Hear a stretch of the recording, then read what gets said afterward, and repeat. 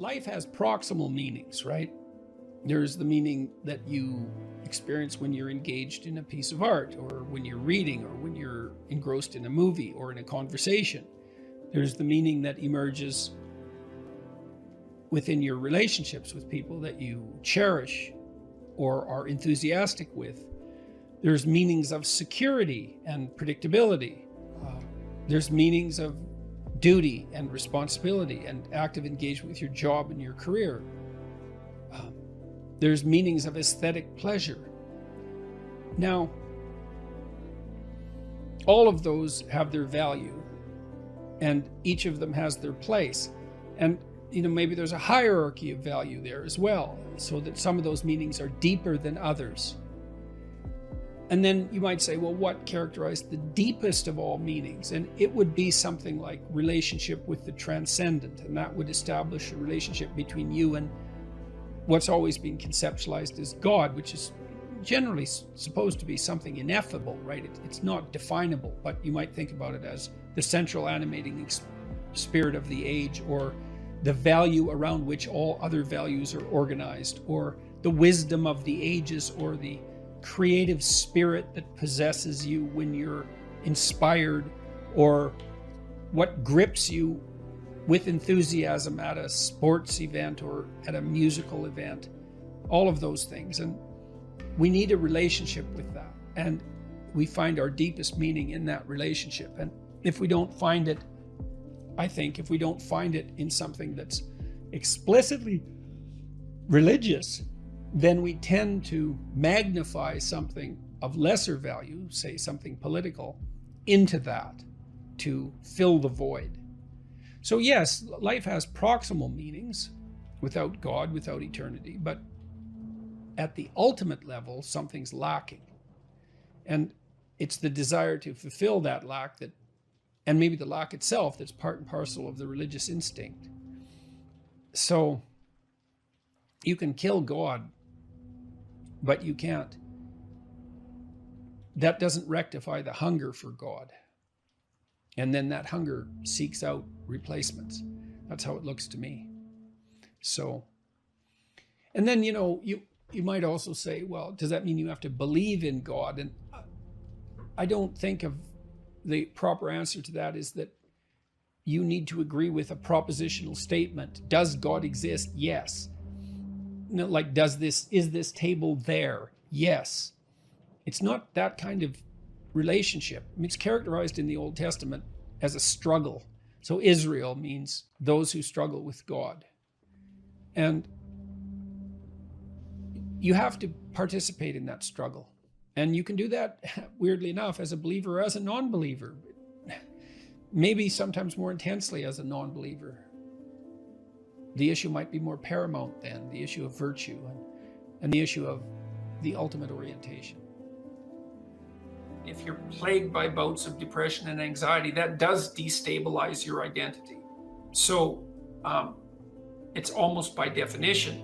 But having said that, look, this is when habit and plan and strategy are so useful. So in the periods of depression that I've had, and some of them were long and certainly the most unpleasant experiences of my life. This is when you need a philosophy, let's say, that's allied with your vision and your strategy to sustain you. Because what would happen to me is that, I have a vision, and I suppose the vision is of a world that's better, that's less likely to descend into ideological catastrophe, and where people are more responsible and more awake and more educated and healthier. All of that, a vision of a better world, a world that's less hellish at least, but also a better world, and some sense of what role I might play in that. And so that's very motivating. Like, it's a profound goal to try to make things better. And you can do that locally. You can do that for yourself. You can do that for your family. You can do that for the broader community. And all of that's worth it, man. It's worth making some sacrifices for. It's worth suffering for to some degree. And then you decompose that into the day-to-day and week-to-week strategies and actions that you're undertaking, the plans and the activities that you're putting forward to make that dream a reality, to realize it. And then when the depression and anxiety come along, you think, part of it with depression, it's just bloody endurance. It's like you get up and you work through the next hour, you try to stay on track, you try to implement your strategic plans to the best of your ability, and you hope and you pray that you'll get through it. You'll get through it, and that the darkness will recede, and you stay on track. You eat even though you're not hungry. You get up even though you want to stay in bed. You interact with people even though you'd rather be alone. And it's the benefit of disciplined habits can sustain you. It's like the boat you're rowing in through a terrible storm, leaks and all, and maybe you'll be overwhelmed, but you have the boat and you can row forward, and that's what you've got. If you pursue the things in your life that are meaningful, once you've oriented yourself, and that means accepting the challenges that come along with that, because one of the things that you'll find, you even find this in music, if you know a piece of music completely, then you tend not to want to listen to it anymore. There still has to be some challenge in it. You still have to track it, and sometimes music is so complex you just can't. It just sounds like noise. Modern music is often like that because it's so, well, it tends towards the chaotic, and so I find it difficult to listen to because I can't get a handle on it. But then, so it's too challenging. And then there's other music, pop music is often like this. It's catchy the first 2 times you hear it, and then you never want to hear it again. It's too much, there's too much predictability and not enough chaos. And hopefully you find a piece of music that's somewhere in the middle. You can listen to it 50 or 100 times, and each time you listen to it, there's still some new nuance in it that you didn't expect before. And so, well, you kind of want to set up your life like that, so that, and I think you see that the phenomena of meaning manifests itself at the area, at the locale of optimal challenge.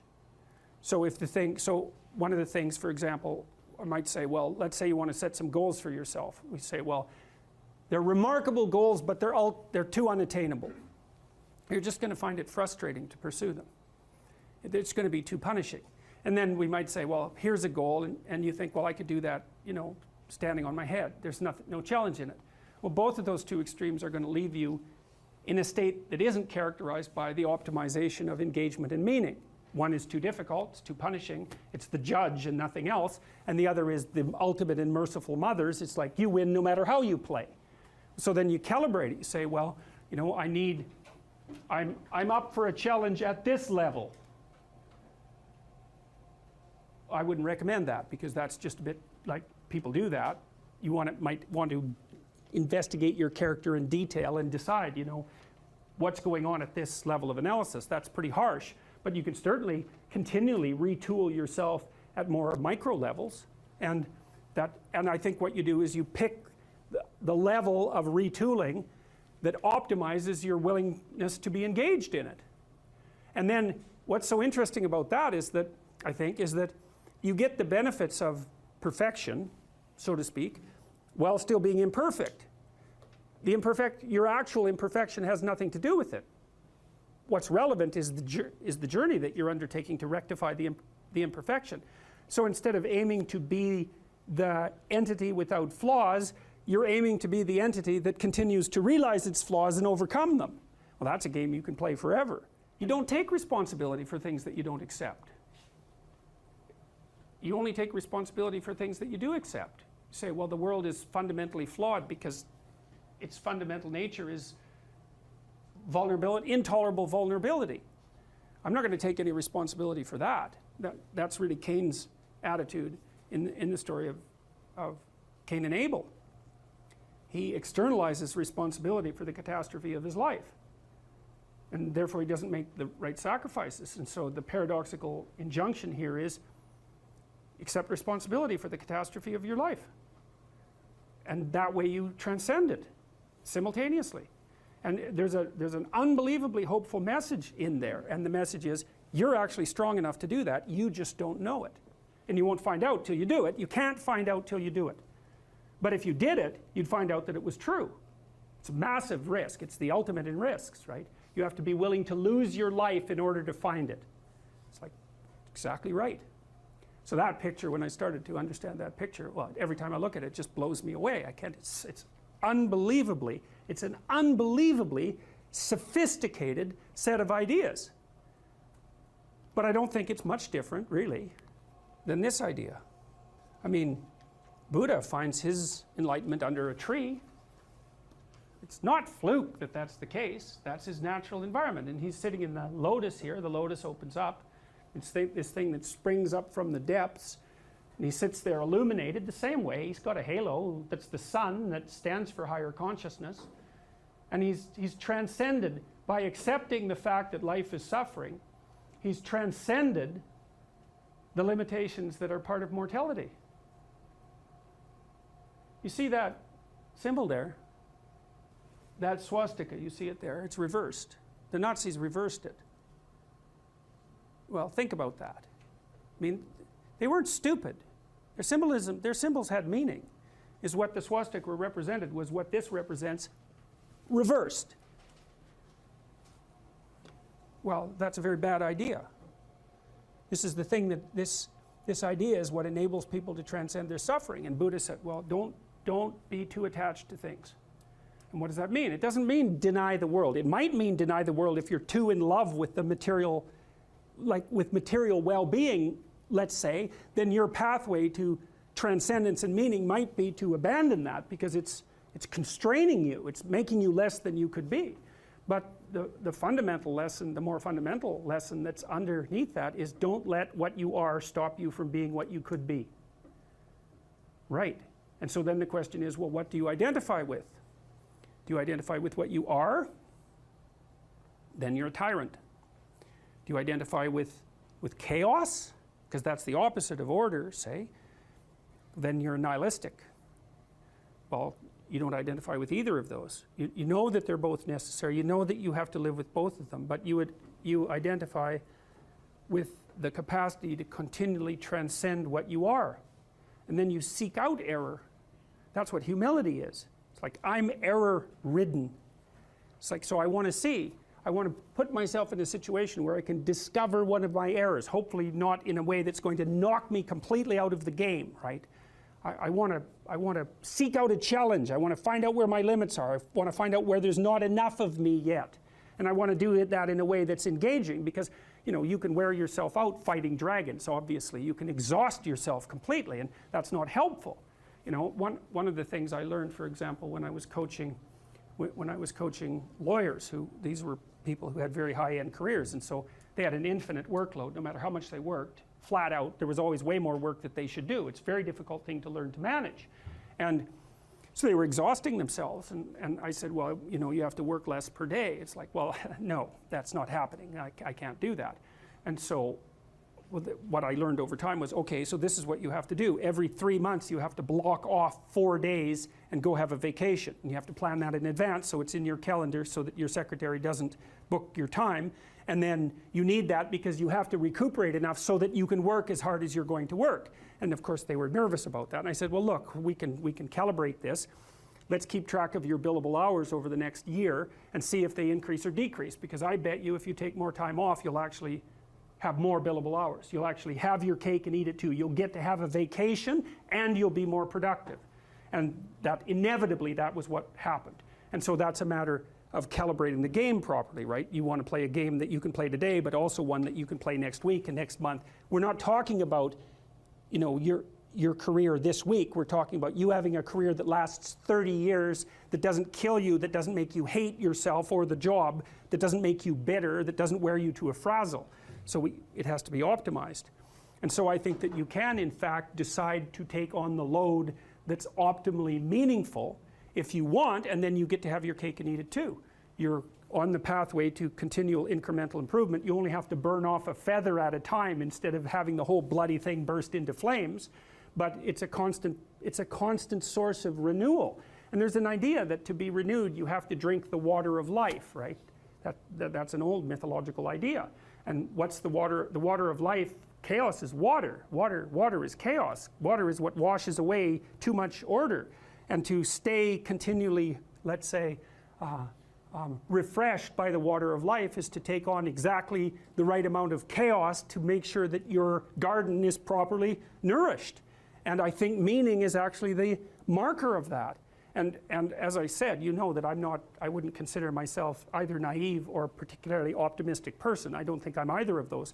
But this is actually an idea, this is one of the only ideas that I've ever found that I really believe to be rock solid. I actually think that it's true. And it's very optimistic because it says you can use your sense of meaning to calibrate your progress through life. But there's rules. You have to aim at the highest possible good that you can conceive. Now, and that's subject to update because what the hell do you know? But you start by aiming at the star you can see rather than the dimmer one that you can't yet perceive. And then you decide that you're going to do that honestly, right? That's a big decision. So the first decision, I think, in some sense is a decision of love. You're going to decide that being is worthwhile and that you're going to work for its betterment. And that's a decision that's based on love. And the second decision is based on truth. Having made that decision, you're going to play a straight game. Having made those two decisions, I think that you can allow your sense of meaning to calibrate your pathway. And then what's so interesting is that you hit a state that's as close to paradisal as you're going to hit right away, because being engaged like that, it's better to be engaged in the solution of a complex problem than not to have a problem at all.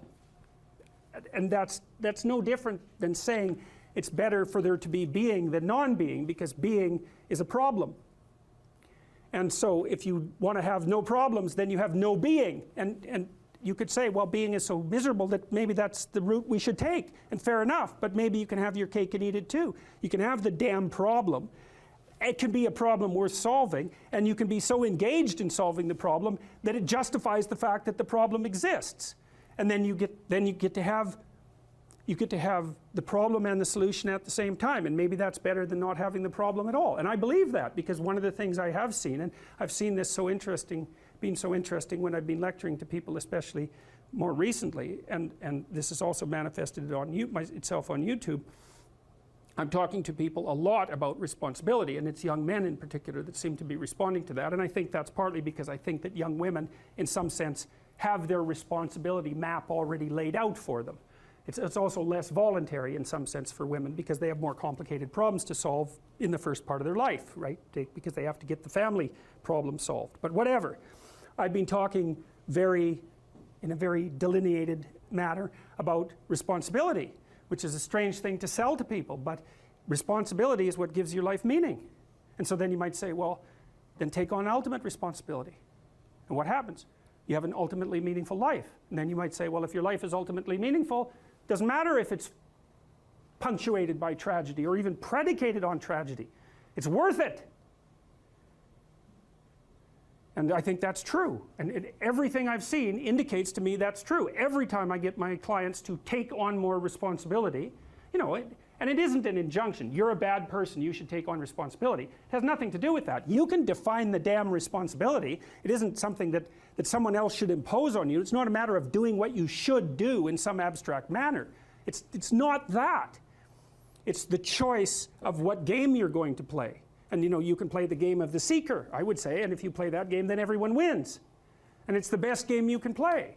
And so the answer, in some sense, to the tragedy of life, to the catastrophe of life, to the fall, is to adopt the responsibility of mortality that goes along with that, and to play that game maximally.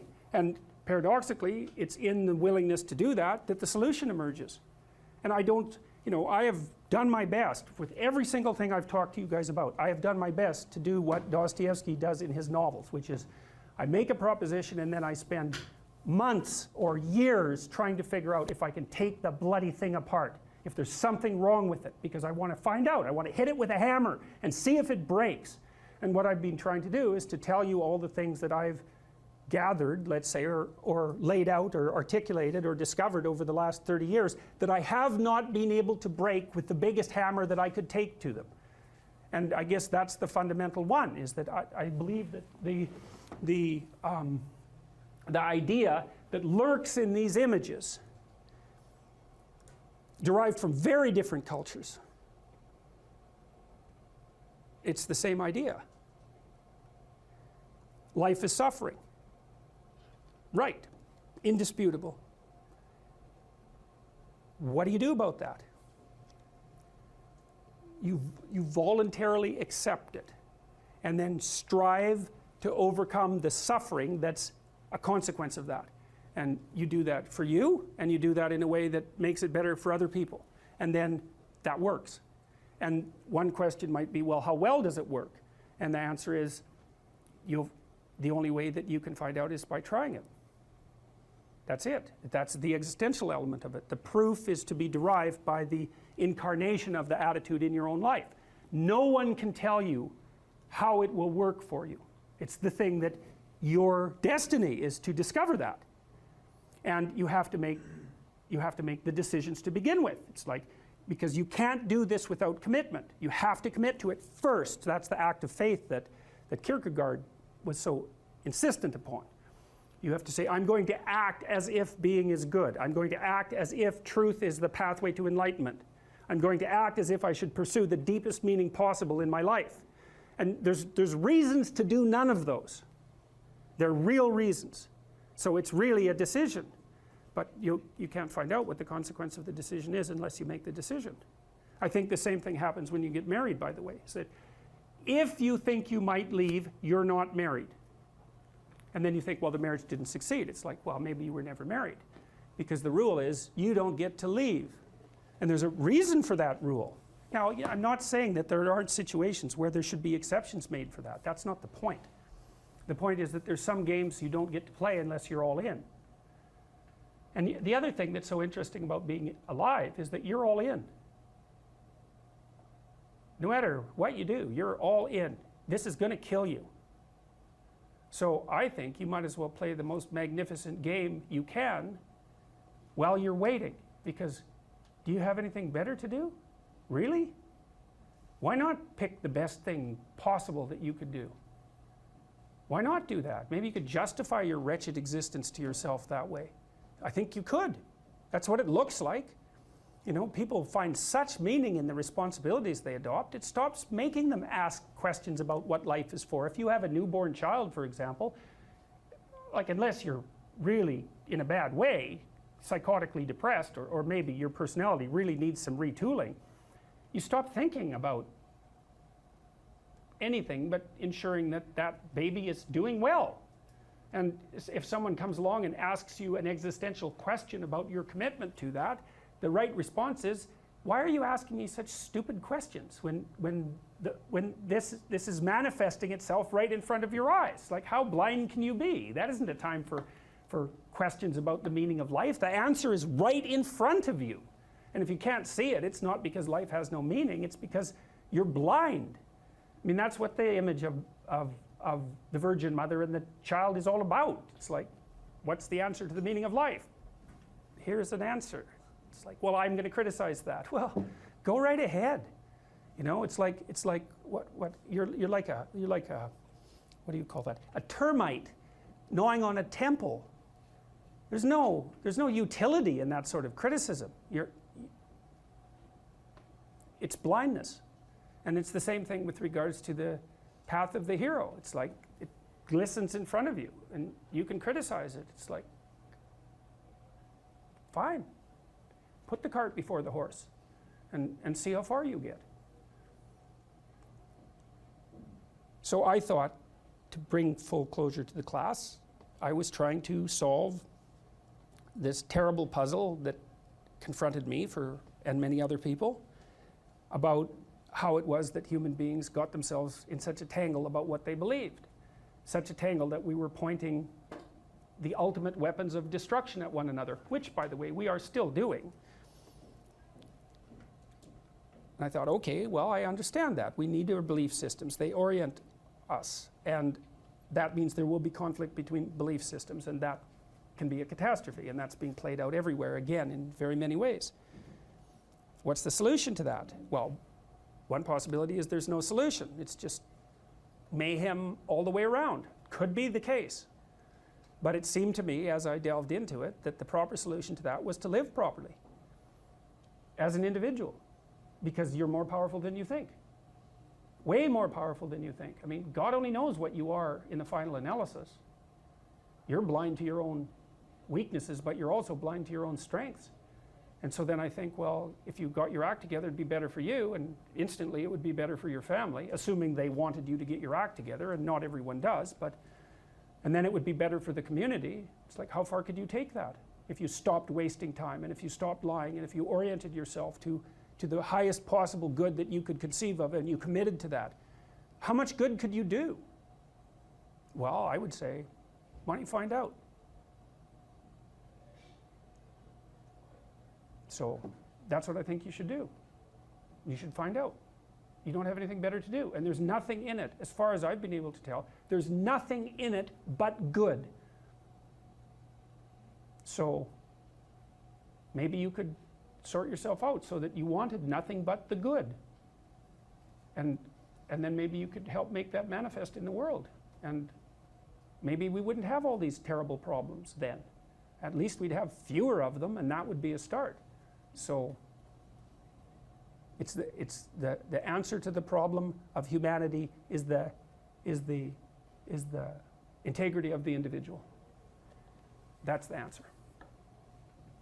So, and states that are predicated on that realization are healthy. So, and states that aren't are doomed to stagnation and catastrophic collapse.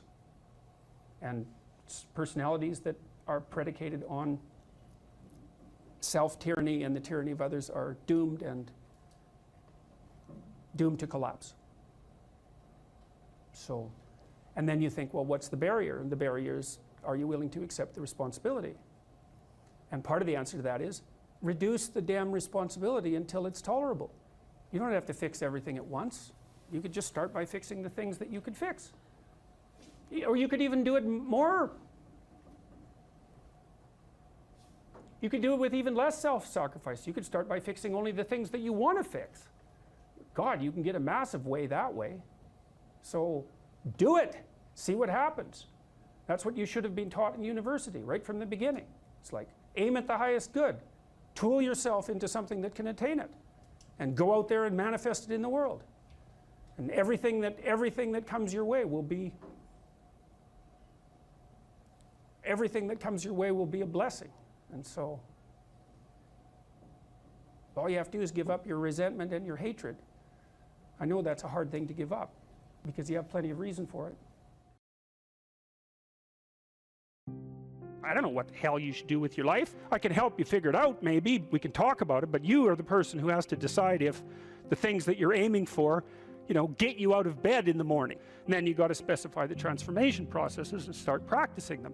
And you have to understand that you're going to be bad at it, but it doesn't matter because bad's fine. Persistent is what you need to be. If you persist, with tiny improvements, if you persist, you win. It's direction that produces primary positive emotion. And so if you need positive emotion to move through life, which you do, because you can't even move without positive emotion, and also positive emotion is a good bulwark against terror and pain. If you need those things, then you need direction, you need a goal, you need a value structure. You let all that nonsense burn away. And you might say, well, I don't know what I should leave behind. And the answer to that is, that's a lie. All you have to do is ask yourself, you'll come up with a list instantly of 100 stupid things that you're doing that you know you could stop doing. Take on the consequences of error and learn from it, and then you win constantly, because even if something goes sideways, you think there's something to be derived from this. When you're in the world and something objects to you, something that matters objects to you, then in the entire unrealized world is in that thing that objects. It's all tangled up inside it. That's why it's the great dragon of chaos. It's everything that's outside of your conceptual structure. And what is that? It's everything that lurks outside of your walled city. And it's manifested itself like the snake in the garden. And the easiest thing to do is say, I'm not having anything to do with that. But the problem with that is, well, you get your C- and you don't do anything about it. Maybe you're a little bitter and more resentful, and your study habits get a little worse. So the next time you get like a D+, and then you collect a bunch of Fs, and then you stop going to school, and then you stop showering, right? Then you end up jumping off the bridge. And so that's how the dragon eats you when you don't pay attention to it. And so it's no bloody wonder that people avoid, you know. It's really no wonder that they avoid, because error messages contain within them the implicit world. Now, the upside of that is, well, they contain within them the implicit world. And the world isn't all negative. And so maybe you get your C minus, and that's actually the best gift you ever got, because somebody finally took you and went, whack, you know, clue in. And so you take that apart and you think, oh, I don't know how to write. I don't know how to think. I've never read anything in my life. My study habits are abysmal, you know, like maybe I'm working at 2% efficiency, which it's like you gotta, that's so, to find that out is so optimistic. I mean, if you're barely hanging in there, but you're only working at 2%, you might imagine what you could have as a life if you're working at like 50%. So the C minus can be the best gift you ever had, and that's the gold that the dragon hoards. That's exactly what that means. That doesn't prove that you're stupid. And now it implies that you might be stupid, but it doesn't, right, really, it does, and that's why you don't want to look at it. Maybe it implies that you're lazy, or implies that you're ignorant, or like it implies all sorts of terrible, but you don't want to leap to that, and that's sort of the proclamation of innocence before guilt. You are the thing that is, and you're the thing that becomes, and you should put the thing that becomes at a higher place than the thing that is. That means you also have to allow yourself to shake off those things about you that you might be pathologically attached to, habits and people for that matter, ways of thinking, all of those things. You have to allow yourself to shake those off, and that's more like a burning. That's why the phoenix is the symbol that it is, right? It's old and it deteriorates, it bursts into flame, and then it's reborn. It's like, well, do you want to be reborn? It's like, well, that's not the question. The question is, do you want to burst into flame? And the answer to that generally is no, but that's the wrong answer. The right answer is you let all that nonsense burn away. And so then you look at the micro routines. It's okay, well, I got a C minus in this course. Maybe I should study for that course 15 minutes more a day for the next 3 months. And then you ask yourself, do you think you could do that? No, I'm too useless. Okay, how about 15 minutes every second day? You think you could do that? You put it in your schedule, like 15 minutes every second day in the morning. And that's, well, you think, well, what's wrong with me? Well, I'm not very good at managing my study schedule.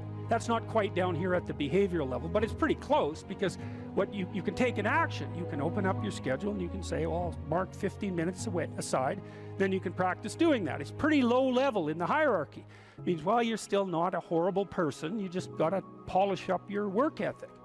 It's like, shut the hell up most of the time. But now and then you don't shut up because it's time to say something. You don't want to make unnecessary enemies, though. Well, you don't want to take yourself apart any more than is absolutely necessary. Develop some of the micro routines on the other side of the personality distribution. So if you're disagreeable as hell, maybe you could start learning how to do nice things for people.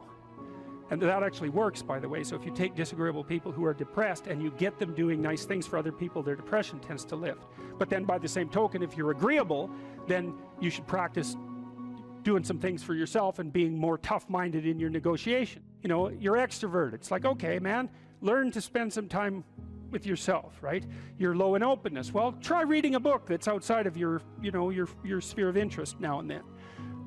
If you're conscientious, well, you should probably learn how to relax occasionally, and so forth. So you can, I think partly what you're doing as you're developing your personality is not moving the mean much, the average, where, you know, where you're located, but you're extending the standard deviation so that you're a bigger bag of tricks than you were before.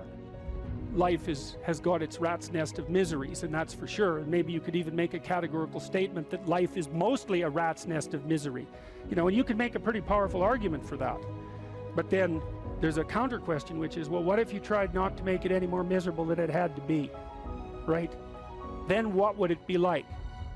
I would suspect that most of that misery would go away, because it's the unnecessary misery that really brings you down. You know, it's like, well, if someone has cancer, it's like, that sucks. But it's not like you can say, if only we had done this differently, then that wouldn't have happened. But when someone's out like torturing you in a malevolent way, or maybe you're doing the same, you can always ask yourself, well, is this really necessary? Is this just like a useless add-on to the miseries of life? That's what disheartens people. And so even in your own life, if you aren't suffering from self-imposed misery, and you're only suffering from inescapable misery, maybe you could handle that, and even maybe without becoming irredeemably corrupt. So the goal would be, well, yeah, life is a rat's nest of miseries and maybe it has no ultimate meaning. We could say that if we're feeling particularly pessimistic, but it still leaves one question open, which is, if you didn't do everything you could to make it worse, how good could you make it be? And the least answer is, well, it could be tragedy, but maybe not hell.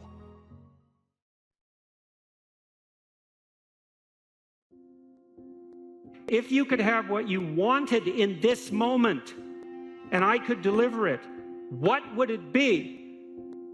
How much of the mess that you see around you would vanish if the mess that you could put straight was put straight? You know perfectly well that if you put your mind to it and you make the proper sacrifices, there are things you can set straight. What advice do you have for a young man in his 20s? Make a plan. Look at what you're interested in. Get disciplined about something.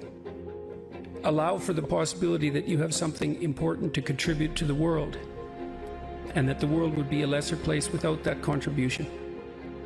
Don't be afraid of taking on responsibility. It's where you find what sustains you in your life. You can take on too much responsibility. You have to be cautious in that regard, but that's a less common problem than not taking on enough. A lot of the things that people regard as traps are actually the means to their life. You have to understand that you're not your own servant, so to speak. You're someone that you have to negotiate with, and you're someone that you want to present the opportunity of having a good life to. And that's hard for people because they don't like themselves very much. You have to believe that your action has some redemptive possibility, because why would you do it otherwise? And you might say, well, I kind of believe that. It's like, well, that's not good enough. You know, you kind of got to throw yourself all into it. And what's the cost anyways? It's not like you're going to get out of this alive. So you're pretty much all in, whether you want to be or not. And maybe if you were voluntarily all in, things would be a lot better than they are.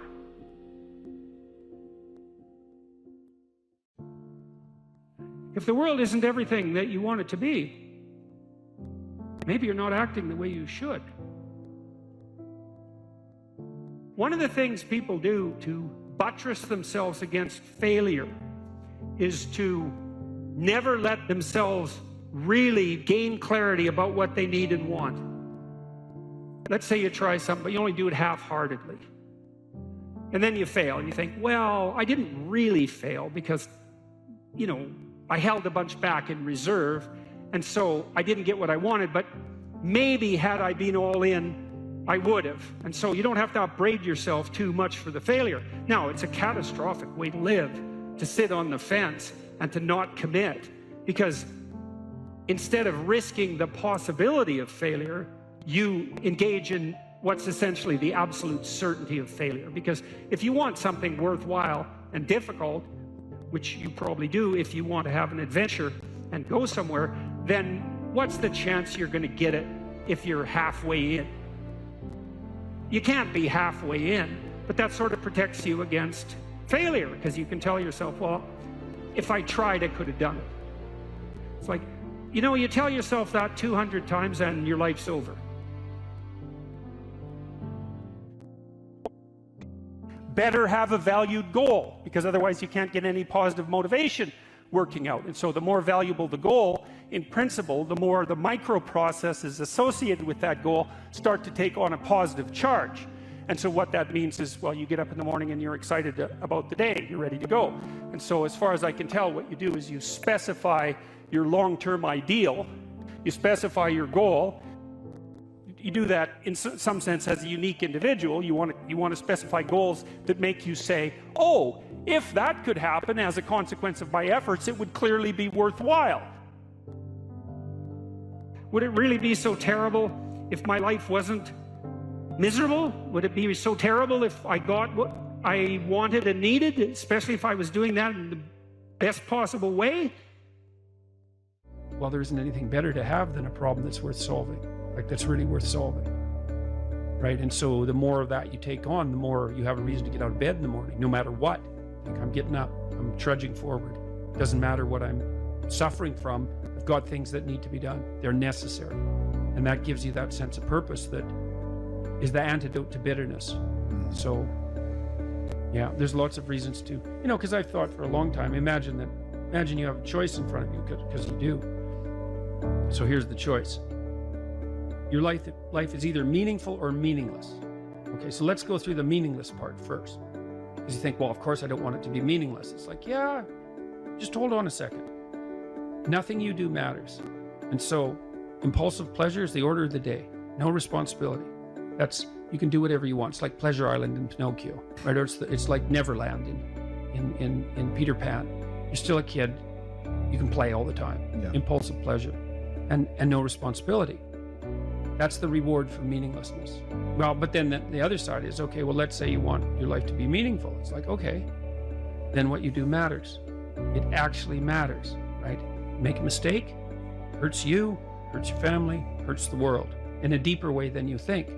And you have to be awake to that. And then you have to take it on yourself. If you take people, and I told you this, and you expose them voluntarily to things that they are avoiding and are afraid of, that they know they need to overcome in order to meet their goals, their self-defined goals. If you can teach people to stand up in the face of the things they're afraid of, they get stronger. And you don't know what the upper limits to that are, because you might ask yourself, like, if for 10 years, if you didn't avoid doing what you knew you needed to do, by your own definitions, right, within the value structure that you've created, to the degree that you've done that, what would you be like? Well, there are remarkable people who come into the world from time to time, and there are people who do find out over decades-long periods what they could be like if they were who they were, if they spoke their being forward. And they get stronger and stronger and stronger, and we don't know the limits to that. We do not know the limits to that. And so you could say, well, in part, perhaps the reason that you're suffering unbearably can be left at your feet, because you're not everything you could be, and you know it. And of course, that's a terrible thing to admit, and it's a terrible thing to consider, but there's real promise in it, right? Because it means that perhaps there's another way that you could look at the world, and another way that you could act in the world. So what it would reflect back to you would be much better than what it reflects back to you now. And then the second part of that is, well, imagine that many people did that, because we've done a lot as human beings. We've done a lot of remarkable things. And I've told you already, I think before, that today, for example, about 250,000 people will be lifted out of abject poverty, and about 300,000 people attached to the electrical power grid. We're lifting people out of poverty collectively at a faster rate that's ever occurred in the history of humankind by a huge margin. And that's been going on unbelievably quickly since the year 2000. The UN had planned to have poverty between 2000 and 2015, and it was accomplished by 2013. So there's inequality developing in many places, and you hear lots of political agitation about that. But overall, the tide is lifting everyone up, and that's a great thing. We have no idea how fast we can multiply that if people got their act together and really aimed at it. Because, my experience is with people that we're probably running at about 51% of our capacity. You can think about this yourselves. I often ask undergraduates how many hours a day you waste, or how many hours a week you waste. And the classic answer is something like 4 to 6 hours a day. Inefficient studying, watching things on YouTube that not only do you not want to watch, that you don't even care about, that make you feel horrible about watching after you're done. That's probably 4 hours right there. You think, well, that's 25 hours a week, it's 100 hours a month, that's 2.5 full work weeks, it's half a year of work weeks per year. And if your time is worth $20 an hour, which is a radical underestimate, it's probably more like 50 if you think about it in terms of deferred wages. If you're wasting 20 hours a week, you're wasting $50,000 a year. And you are doing that right now. And it's because you're young, wasting $50,000 a year is a way bigger catastrophe than it would be for me to waste it, because I'm not going to last nearly as long. And so if your life isn't everything it could be, you could ask yourself, well, what would happen if you just stopped wasting the opportunities that are in front of you? You'd be, who knows how much more efficient? 10 times more efficient, 20 times more efficient. That's the Pareto distribution. You have no idea how efficient people get. It's off the charts. Well, and if we all got our act together collectively, and stop making things worse, because that's another thing people do all the time. Not only do they not do what they should to make things better, they actively attempt to make things worse because they're spiteful or resentful or arrogant or deceitful or homicidal or genocidal, or all of those things all bundled together in an absolutely pathological package. If people stopped really trying just to make things worse, we have no idea how much better they would get just because of that. So there's this weird dynamic that's part of the existential system of ideas between human vulnerability, social judgment, both of which are major causes of suffering, and the failure of individuals to adopt the responsibility that they know they should adopt. And that's the thing that's interesting too, is that, and like another thing I've often asked my undergraduate classes is, you know, there's this idea that people have a conscience. And you know what the conscience is. It's this feeling or voice you have in your head just before you do something that you know is stupid, telling you that probably you shouldn't do that stupid thing. You don't have to listen to it, strangely enough, but you go ahead and do it anyways, and then of course exactly what the conscience told you was going to happen inevitably happens, so that you feel even stupider about it than you would if it happened by accident, because you know, I knew this was going to happen, I got a warning it was going to happen, and I went and did it anyways. And the funny thing too is that conscience operates within people, and we really don't understand what the hell that is. So you might say, well, what would happen if you abided by your conscience for 5 years or for 10 years? What sort of position might you be in? What sort of family might you have? What sort of relationship might you be able to forge? And you can be bloody sure that a relationship that's forged on the basis of who you actually are is going to be a lot stronger and more welcome than one that's forged on the basis of who you aren't. Now, of course, that means that the person you're with has to deal with the full force of you in all your ability and your catastrophe, and that's a very difficult thing to negotiate.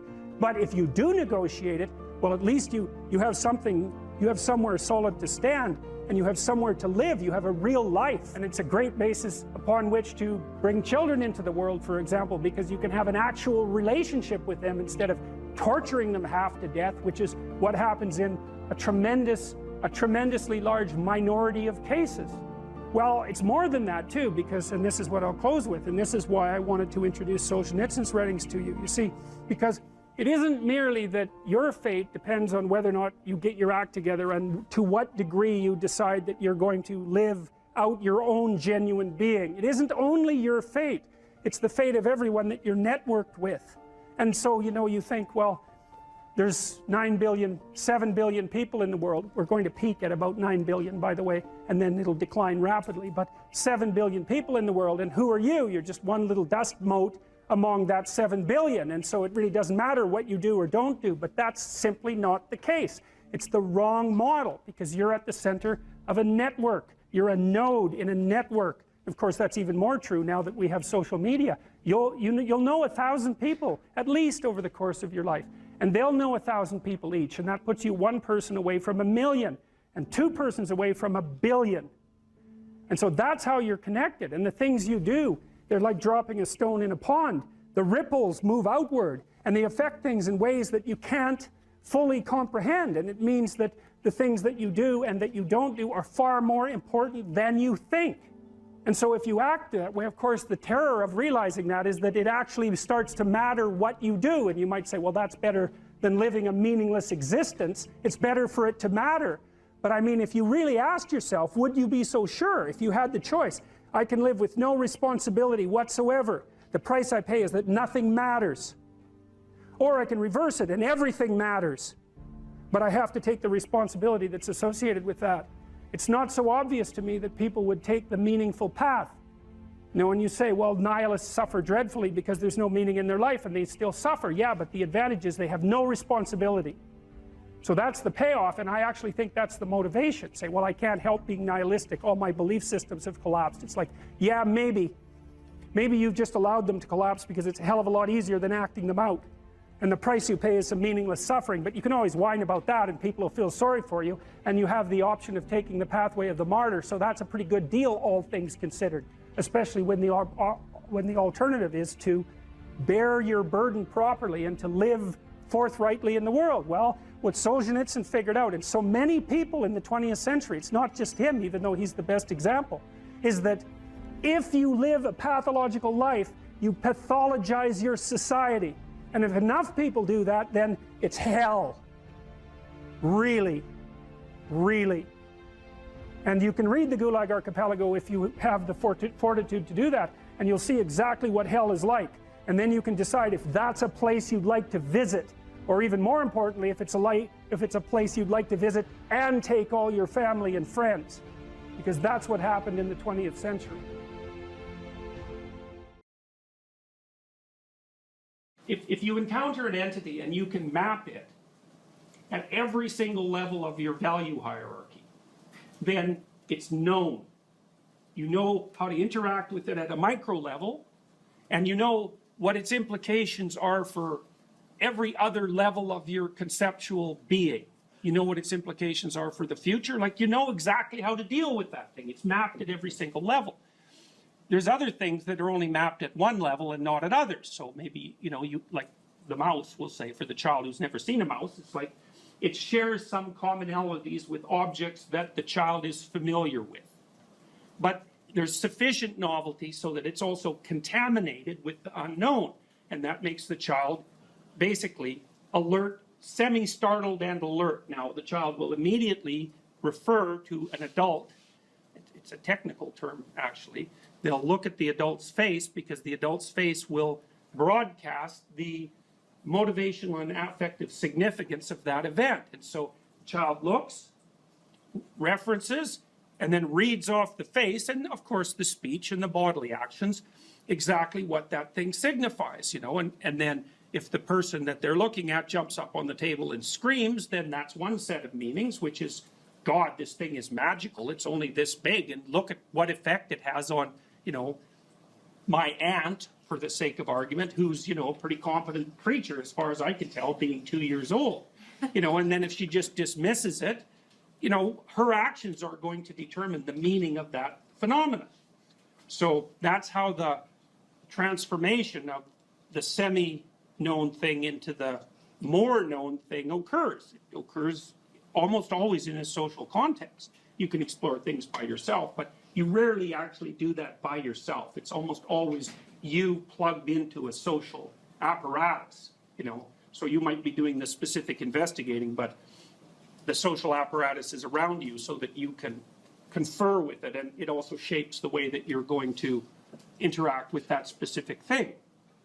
Okay, so the unknown, that's generally, the unknown that you encounter, that's generally characterized using feminine symbolism.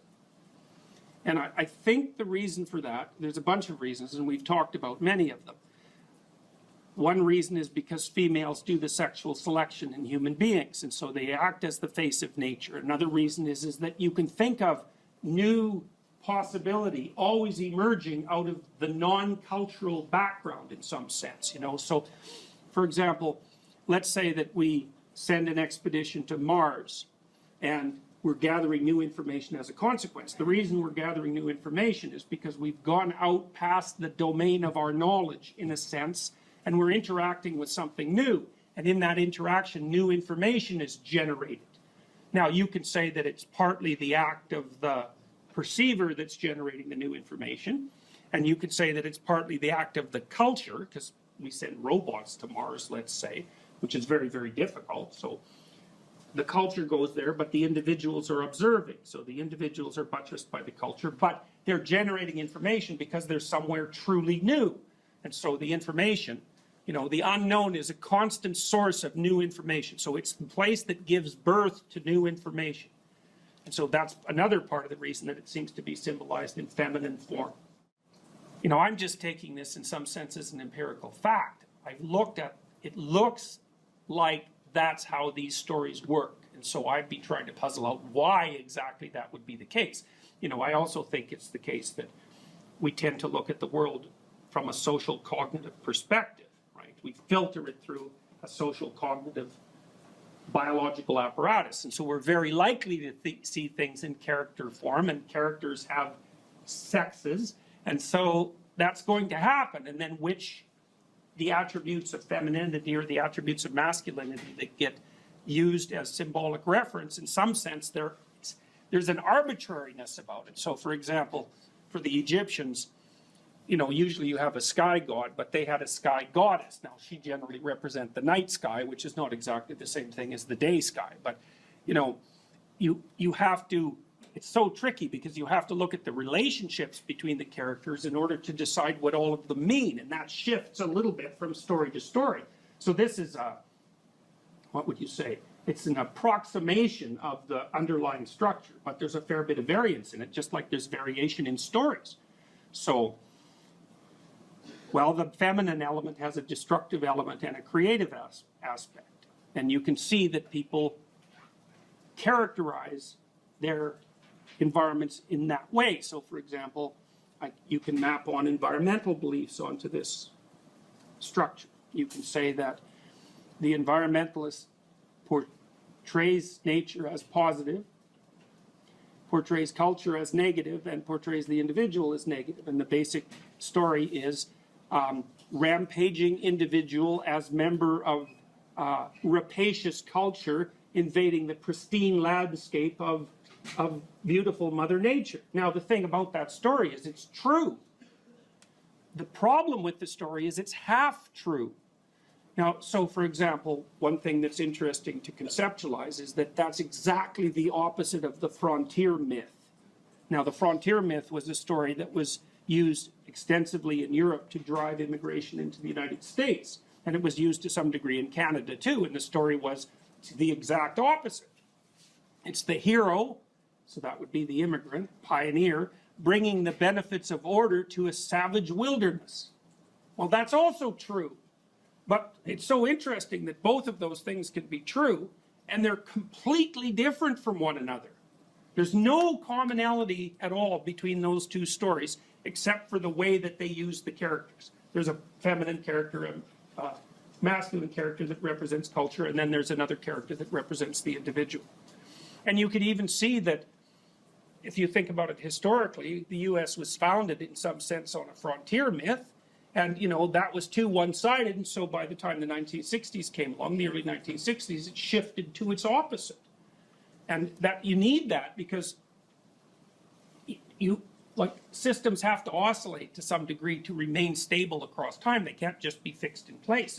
So they're going to play back and forth through the archetypes in an attempt to keep them balanced, because that's what you're trying to do.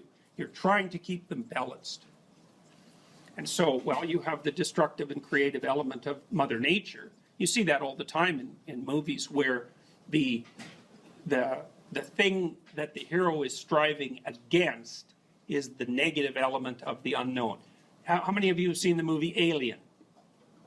Okay, so, that's a pretty graphic representation of, well, those aliens are more reptilian in form. So they're almost like, they're more at the dragon of chaos level of civilization. But they're like a terrible external force that's threatening human culture and the individual. It's exactly the opposite story that's played out in, what was the movie with all the blue creatures?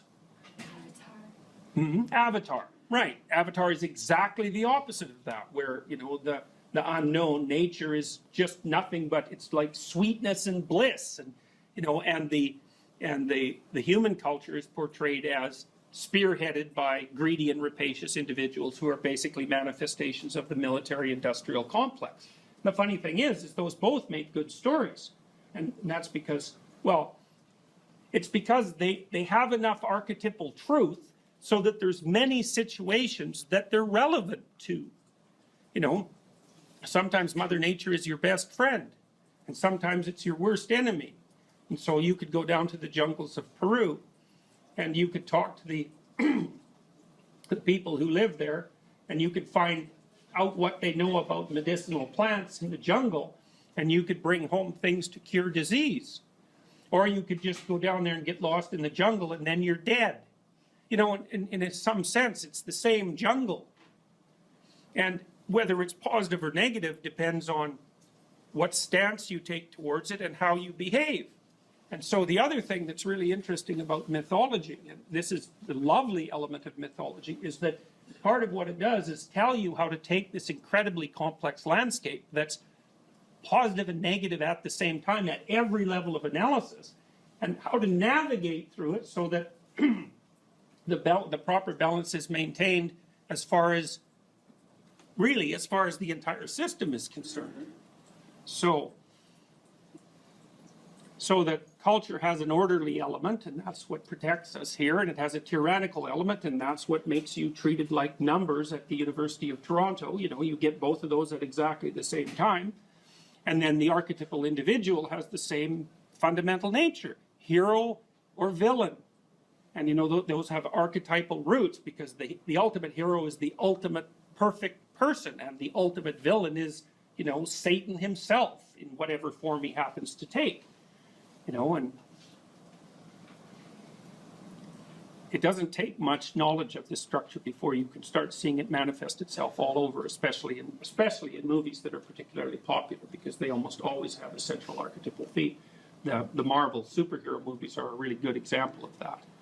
So, you know, and if it's complex literature, the archetypes are mixed to some degree. So you have a hero who's not only a hero, you have a hero who has all sorts of flaws, you know, and he's in a culture, or she's in a culture that has positive elements and negative elements, and they're in a broader landscape that's characterized by exactly the same thing. So it's nuanced, you know, and the more sophisticated you get, the more you can tolerate that kind of nuance. And I think that's also one of the things, that's partly why literature is such a good antidote to ideology, because the more sophisticated the literature becomes, the more complex and fragmented in some sense, or no, differentiated. The more differentiated the archetypal landscape becomes. So when someone tells you a story, whatever the story happens to be, one of the things you can do when you know this substructure is you can say, okay, yeah, but where are the missing pieces? Where are they going? Because if they're not included, then they're generally projected onto something. You know, because they're there, you can't get away from them. They're there. How does the person account for them? You know, so. Can you get a job or a career? Can you educate yourself? Can you regulate the draw of temptation, drug and alcohol use in particular, sexual temptation as well? Oh, do you do anything that's remotely resembling civic responsibility? Are you a member of a political party? Do you go to church? You know, I don't go to church because, you know, their beliefs don't match mine. It's like, who the hell cares about your beliefs? You're like 16. You don't even have beliefs. And if you think it's like you're right and the Catholic Church is wrong, well, good luck with that attitude. And that isn't to say that the church, for example, or a political party doesn't need repair, because all institutions are always falling apart and corrupt. That's a story as old as time. That's the evil uncle. But good, you have something to do. Go fix it up. Definition of man.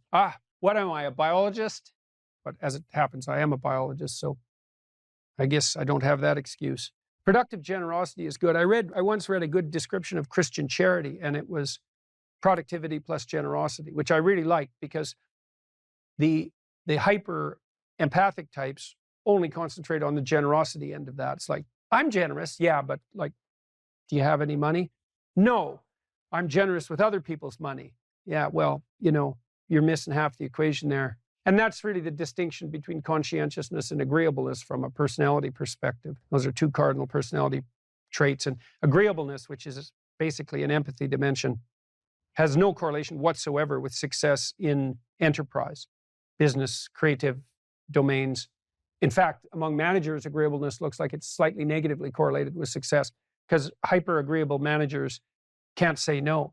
They can't discipline their employees. They can't set limits. And they're susceptible to manipulation. So productive generosity is pretty good. There is more to it, obviously, more to being a man than productive generosity. But as a central notion, that's a good one. The productivity requires aim, orientation, responsibility, discipline, all of that willingness to work, that willingness to make sacrifices, which is the hallmark of maturity in the service of a higher goal. And that responsibility, that productive responsibility, should manifest itself in relationship to the individual. So you should be responsible to yourself and your future self, the community of selves that you are across time. And then you should be responsible for and productive for as many people as you can manage. And so that might be first your intimate partner, your wife, second your parents, your siblings, your children, maybe your children primarily, although there's a trade-off there with your wife. Then your local community, then your broader community. You want to take on all that responsibility if you can, in a sense that's both productive and generous. That gives you something to do, justify your miserable life to yourself and everyone else. And you need to do that. It orients you solidly in the world if you do that. And it gives you a dragon to fight, a real one. And that's where the gold is. So as everyone has known forever, and as we continue to remind ourselves, how should you arm yourself? Well, that's kind of what a humanities education teaches you to some degree. Arm yourself with words. Be precise in your language. Right? Say what you mean. Read great men and great women. Make yourself literate. Get your tongue in order. Get it under your own control. Get rid of the ums and the likes and the you knows and the pauses. And get rid of everything you say that you only say to impress other people. And just see if you can say what you believe to be true. That's an adventure. That's the thing about the truth, If you aren't speaking the truth, well, you got to ask yourself, if you're not speaking the truth, who is it that's talking? If you're saying something that you do not believe to be true, it's not you talking. It's something else. It might be the part of you that wants to manipulate the other person into delivering what you think you want from them. Well, what is that spirit of manipulation that you've allowed to possess you? It's not you. Let's say you decide to live your whole life in that instrumental manner. You're going to craft your words like the student who says, well, I'm going to write what the professor wants to hear so I get the grade. It's like, well, you just turn yourself into that. Well, who is it that's doing that manipulating? It's not you, because those aren't your words. So even if you get the grade, it's not you that got the grade. It's the false you. It's the manipulative you. So you do that your whole life. You don't have your life. And then you think, well, God, that was a miserable life. I manipulated everybody. They were so damn stupid. They were sucked in by it. They're all contemptible. Everyone does it, which they don't, by the way. And so that's a pathway to bitterness. Partly because if you're a manipulator and you use your language falsely, you don't live your own life. You live the life of whatever possesses you when you think it's you manipulating. And so you live the life of the spirit of manipulation. And there's no difference between that in some fundamental sense and demonic possession. So if that's what you want, go right ahead. But what you miss is the adventure of your own life. Because if you say what you think, this is a really important thing to understand. You have no idea what will happen if all you do is say what you think. Because you have to let go of everything. Just to do that, you have to assume that there isn't anything better that can happen than what happens if you tell the truth, no matter what happens. Because you say, I'll tell the truth and I get in trouble. It's like, well, is that good or bad? Well, it's not so good when it's happening. When you get in trouble, that can be devastating. But in the medium term or the long term, in my situation, I've gotten in trouble plenty of times for things I've said. And many times I thought, that was fatal. That was the end. I said something or it was misinterpreted. But often I said something that I was going to get taken out. I was going to get canceled. And that was the end of my reputation. And every single time, and I hope partly because I didn't say things that I didn't think were true, every single time it switched around. And so eventually the cancellation attempt not only failed, but massively backfired. But man, living in that gap between when the pressure was on, let's say, and it turned around, that wasn't pleasant. But it's certainly adventurous because you don't know what's going to happen. And maybe that is the adventure of your life, right? Imagine that the world was constituted so that the true adventure of your life emerged as a consequence of truth in speech and action. Because that would be reflective of the real you, so it would be you living. And then imagine that the adventure that would occur if you dwelled in the truth would be so overwhelming that it would justify all the suffering. And I think that's true. The great people I know are brutally truthful to themselves and other people, and they have insanely adventurous lives. And they also get more and more and more competent. I've talked to my daughter a lot about this. My daughter runs my companies. My daughter didn't know much about business when she started, and she was pretty sick too, and she didn't know a lot. And so it was easy for people who thought they knew a lot about business to pull the wool over her eyes. And but Michaela has the ability to ask stupid questions, and we've talked about that a lot. It's like you only have to ask a stupid question once if you're alert. You ask a stupid question, and if you're in a crowd and you ask a stupid question, 80% of the people in the crowd have the same question. They're just too cowardly to ask. But you ask, and then someone actually tells you, you never have to ask that question again. You're no longer stupid. What's my advice to young men seeking a woman for marriage and family? Yeah. Well, okay, fine. That's the same second question. That's pretty straightforward, man. I mean, you can't eliminate the necessity of being attracted to one another. That's important, and that's mysterious, you know. So for example, here's a funny thing. One of the things we know that attracts people to one another is bilateral symmetry. And so if you take men and you rank them by the symmetry of their faces, and then you give the asymmetrical men t-shirts to wear, clean t-shirts for a day, and the symmetrical men clean t-shirts to wear for a day, and then you give the t-shirts to women and you have them rate the odor. The women rate the odor of the symmetrical men as more attractive than the odor of the asymmetrical men. And there are other factors that determine sexual attractiveness that are based on biological factors that are that deeply embedded in terms of smell, for example. So women also tend to not be sexually attracted to the scent of men who have, if I remember correctly, it's Rh factors that would make for potential trouble in childbirth. And often the reason that the women give for not preferring the scent of those men is that they smell too much like their brother, something like that. So there's weird, mysterious things that determine whether or not people are sexually and physically attracted to each other. And I think it's very important that that's part of a marital relationship. The next most important thing is trust, man. It's like there's no marriage that's successful without trust. You've got to tell each other the truth. And one of the reasons that Jung believed that marriage and an oath, and Carl Jung, as a bond was necessary, it's really wise. It's like, you know, telling the truth to someone is no simple thing, because there's a bunch of things about all of us that are terrible and weak and reprehensible and shameful and all of those things, and they kind of have to be brought out into the open and dealt with.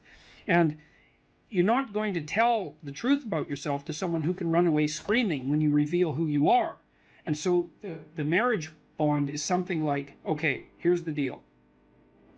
I'm going to handcuff myself to you, and you're going to handcuff yourself to me. And then we're going to tell each other the truth, and neither of us are going to get to run away. And so once we know the truth, then we're either going to live together in mutual torment, or we're going to try to deal with that truth and straighten ourselves out jointly. And that's going to make us more powerful and more resilient and deeper and wiser as we progress together through life. And I think that's absolutely brilliant, because if you leave a back door open, man, you're going to use it, that's for sure. And the oath is there, and this was Jung's commentary on the spiritualization of the human pair bond by Christian marriage, for example, which emphasized the what would you call it, the subordination of both members of the marital union to a higher order personality that was embodied in the figure of the Logos. So the idea is that in the Christian marriage, for example, the man isn't the boss and the woman isn't the boss. The boss is the mutual personality composed by the seeking of truth in both of them, and that's conceptualized as their joint subjugation to the Logos. And that is absolutely dead on, man. It's like the ruler of your marital life should be your vow to tell each other the truth. Like in hard times during your life, when you've done something stupid and idiotic that might take you down, and you don't have anybody that you can turn to. If you have a partner that you can trust, you can go say, hey, I made a big financial mistake, man, and it's really torturing me, and I feel like a complete idiot, and it's really dangerous. And the person there is going to help you figure out what to do about it. And they're going to know that when they make a stupid mistake, and they're bloody well going to, that they can come and talk to you, and that you guys are going to work your way through it. And that's a big deal. And there's a couple of things our culture gets really wrong. And one is it devalues marriage. That's really a very bad idea, because marriage is like a third of your life, and maybe more. And kids are a third of your life. And your life outside of marriage and kids is a third of your life, approximately speaking.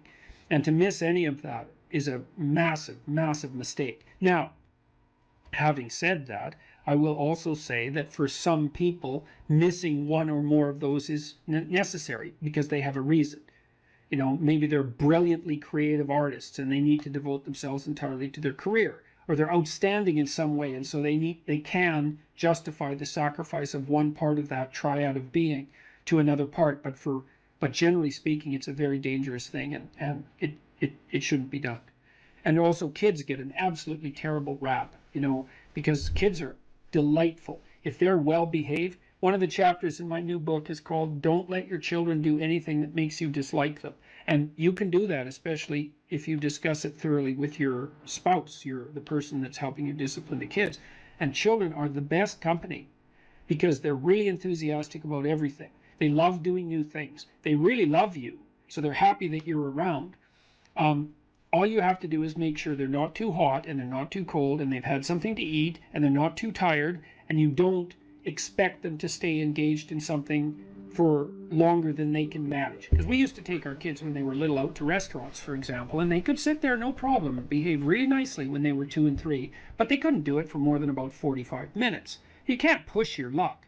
But I also noticed with little kids is that they got antsy and unreasonable about 5 to 10 minutes before the adults did too. It's just the adults were too stupid to notice. The kids would notice right away. So back to marriage. Well, you look for someone that you're attracted to, that you love, and then you look for someone that you can bloody well trust. And then you tell them the truth.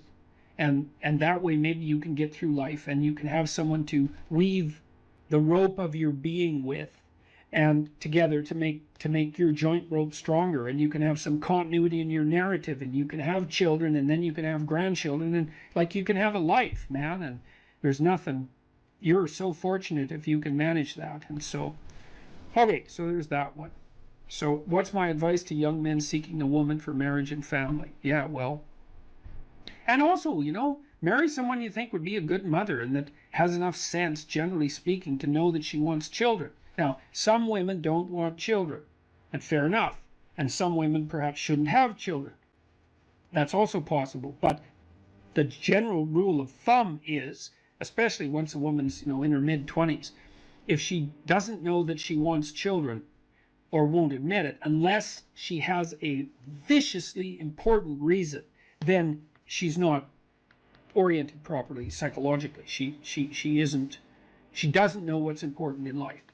Now, that might also be the case with you, and it probably is, but as a rule of thumb, that's a really good one.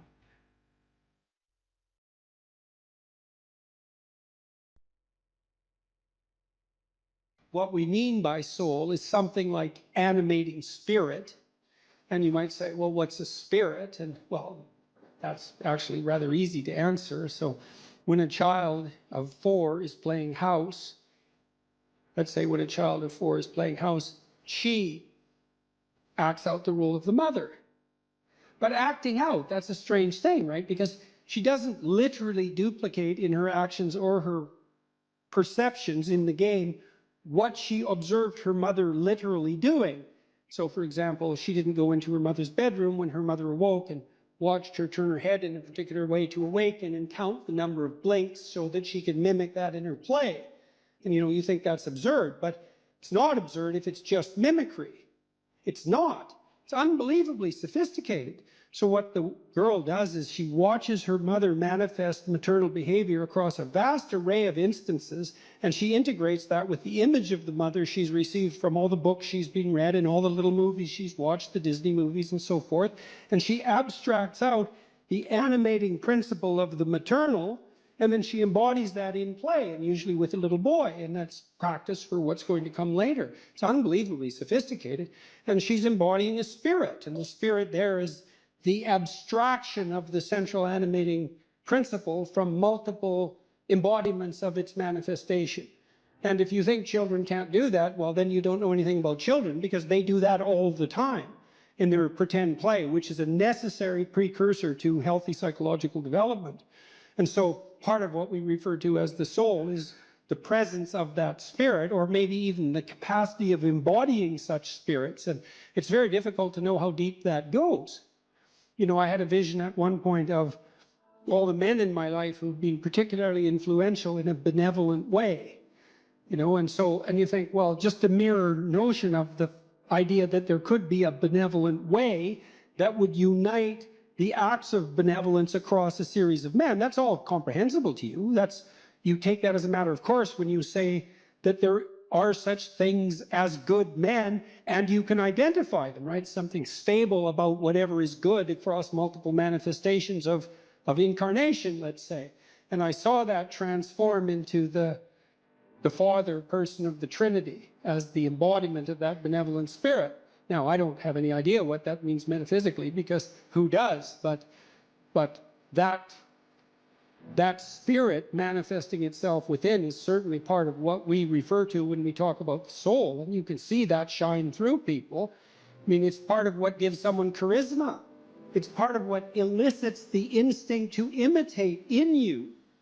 You know, and you see that even in simple things. When you see a remarkable athlete do something incredibly athletic to put the soccer ball, the football ball through the net, to score the goal, and everybody leaps to their feet in celebration of that, well, that's a celebration of the divine capacity to hit the target dead on. And it grips you at such a low level, way down inside your soul, that you're compelled to your feet to cheer, and you don't even know what you're doing. But you enjoy it, that's for sure. And that enjoyment is also a sign of the depth and utility of that response. You see this in all the things that people do that are, you know, so-called popular entertainment. It's unbelievably sophisticated. The soul is participating in that in the fullest extent. And, you know, you can say, well, there's no necessary use for the religious terminology. It's like, well, until you come up with a better word, there's plenty of use for it, because it's a very complex and deep phenomena. And to, you know, just cast it into the realm of superstition in some casual manner it's just not helpful. Not in any possible. It's not helpful scientifically. It's not helpful ethically. It's not helpful existentially. Try treating someone for a while as if they don't have a soul. Just really, I mean it. Just, you know, treat them like a deterministic machine, if that's your belief. Really act it out. You'll be like the most hated person in town in about 15 minutes. Well, I mean, what do you make of practical evidence like that?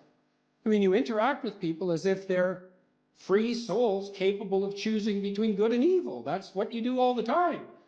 And maybe you can addle yourself out of that by some ridiculous rationalist ideology, but that just means you're kind of a gabbling fool, and it's just going to make you trip over things you don't even notice in all of your social interactions. I don't care how you think philosophically or ideologically, you bloody well know that what I just said is true. So, and that's true even when you're interacting with an infant or a small child. It's true when you're dealing with someone who's elderly and virtually incapacitated in every way. You still see that divine spark, for lack of a better term, and we do lack a better term, by the way. You see that everywhere if your eyes are open and if you're willing to see it, and to the degree that you're responsive to that, then your actions are guided by love and your words are guided by truth.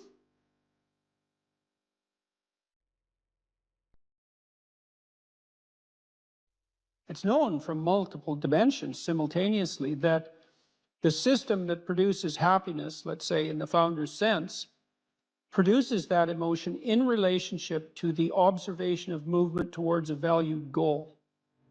And so you can derive some conclusions from that. The first is that without a goal, there's no happiness, by definition, because happiness marks movement towards a valued goal. The next is, well, the higher the goal, the more value there is in the observation of movement towards it. And so out of that, you might ask, well, then what's the highest goal? Because why don't we go for that? Well, then you could say, well, you should do your best for the best. You might say, well, that's just to make me hedonically happy. It's like, well, wait a second, cocaine will work for that, because it actually even activates this system. But what about tomorrow and next week and next month? And so the problem with hedonism as a goal is, first of all, it vanishes when you're suffering. But even failing that, if you're serving yourself hedonically in the narrow sense, it's just about me and my pleasure. It's like, okay, which you? Today's you, tomorrow's you, next week's you, next month's you. What about next year, 5 years from now, 10 years from now? You're going to lead a hedonic and dissolute life, and what are you going to be, a burnt-out shell and a wreck, a dismal wreck in 10 years? Because that's what'll happen. And so if you don't construe yourself as a community stretched out across time, then you're not even serving yourself. And if you do construe yourself as a community stretched across time, then serving other people and serving yourself turn out to be exactly the same thing. I just did a course on the Sermon on the Mount, and Christ, in one of the sections of that sermon, he says to people that you shouldn't lose your saltiness, you shouldn't lose your savor, and you're the salt of the earth, and without that salt, everything loses its flavor. And salt is a preservative, and it's a spice, and that's often conceptualized, that phrase, as referring to the salt of the earth, the solid, reliable types who bear all burdens. But that is not what it means. I looked at a lot of different translations. I talked to a lot of people about that verse, and really what it means is, well, there should be some spiciness and unpredictability and humor about you. And there should be some play in the system, right? Because that's what stops you from just being the narrow, dead, past letter of the law with no spirit. There should be some snake inside the tree, right? There should be some fire inside the bush. Those are all ways of construing that are symbolically equivalent. There should be some dynamism in you, and a fair bit of that's associated with, well, enthusiasm. That's fun, but enthusiasm means to be imbued with the Spirit of God. That's why people like comedians so much too, because that's what they do. And so you have to leaven the duty with humor, and your book does a lovely job of that too, because your book, which is a very conservative book in the best possible way, and is a call to duty and responsibility, but you constantly return to themes of both stoicism and humor, which are tied together in some sense. I was just in Newfoundland for the last week doing a documentary there, and Newfoundland's a rough rock, and it's beautiful and harsh. And the people there are tough and resilient, man, because they had to be. And Newfies have a great sense of humor, and they're always making fun. And that's a necessary leaven, right? That ability to deal with serious matters in with a light touch. And it's something I'm trying to learn to do more and more, even in the most serious of conversations, because if you're a master, you've got both. You've got that light touch and that sense of humor. You really see that in military people who've been through rough situations. When you see someone in the depths of genuine suffering, hopefully what you're trying to do is to throw a lifeline. And one possible lifeline is compassion. And that's probably the right lifeline to throw an infant, who's suffering. That sort of overwhelming compassion. But for someone who is an adult or making progress towards being an adult, the lifeline that might be thrown is, there's something within you that would let you be more than you are, and much more, and maybe enough more, so that you could actually deal with this suffering so it didn't turn into hell and take everything along with it. And there isn't anything more optimistic than that. You say something here, which I think is extremely, I'm going to read something from your book here. It is true that character is to some extent innate. I would say what that does is that it provides each of us with a range of talents and a range of temptations. And so it's something like that. So it's the hand we're dealt, and there's certainly a genetic element to that. Our genetic makeup imbues in us certain proclivities. But it is as true that character is mostly a consequence of choices. strangely enough, we all make them, and we should make them deliberately with the knowledge that these choices are part of our responsibility toward a purpose other than our own selfish aims. That responsibility is to your family, friends, community, and country. That's something that conservatives put forward as a pathway to virtue. You know, and what's so interesting about that, as far as I'm concerned, as an antidote to atomistic liberalism, let's say, that hyper-privileges the individual, is that it's definitely been my observation as a clinical psychologist that in the depths of misery, the capability that you have to be of service to other people, your family, your friends, your community, your country, that's actually a saving grace under such circumstances. You know, and that people really find a deep and abiding meaning in that service. So it's not just finger wagging and the pointing towards duty. It's like, no, you don't understand that if you're in desperate straits, if your life is falling apart, if you're nihilistic and miserable, and maybe you have your bloody reasons, because maybe you do, that's still the case that if you step outside yourself and you try to make the lives of other people better, that's the best possible thing that you can do for yourself.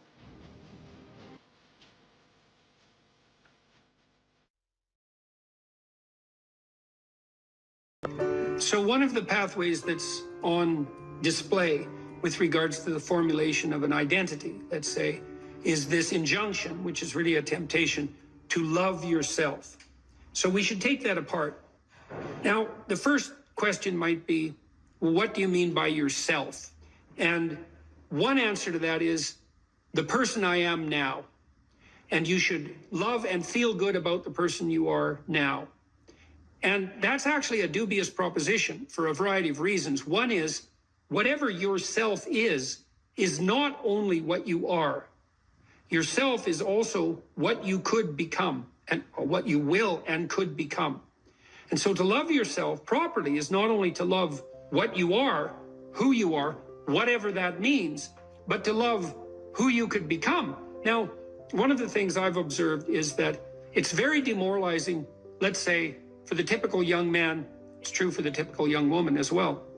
So we'll say the typical young person who's miserable and maladjusted psychologically and socially, if you just go to them and say, well, you should feel good about yourself, because they think you're good just the way you are. You're perfect just the way you are. You should accept yourself just the way you are. It's like, well, okay, so what does that say about who I should become? Is that just now off the table because I'm already good enough in every way? So am I done or something? What about who I should become? And then, well, how should I feel good about myself when I don't?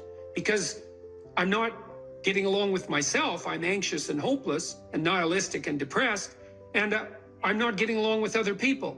So how is it that that's all somehow something I should feel good about without being deluded?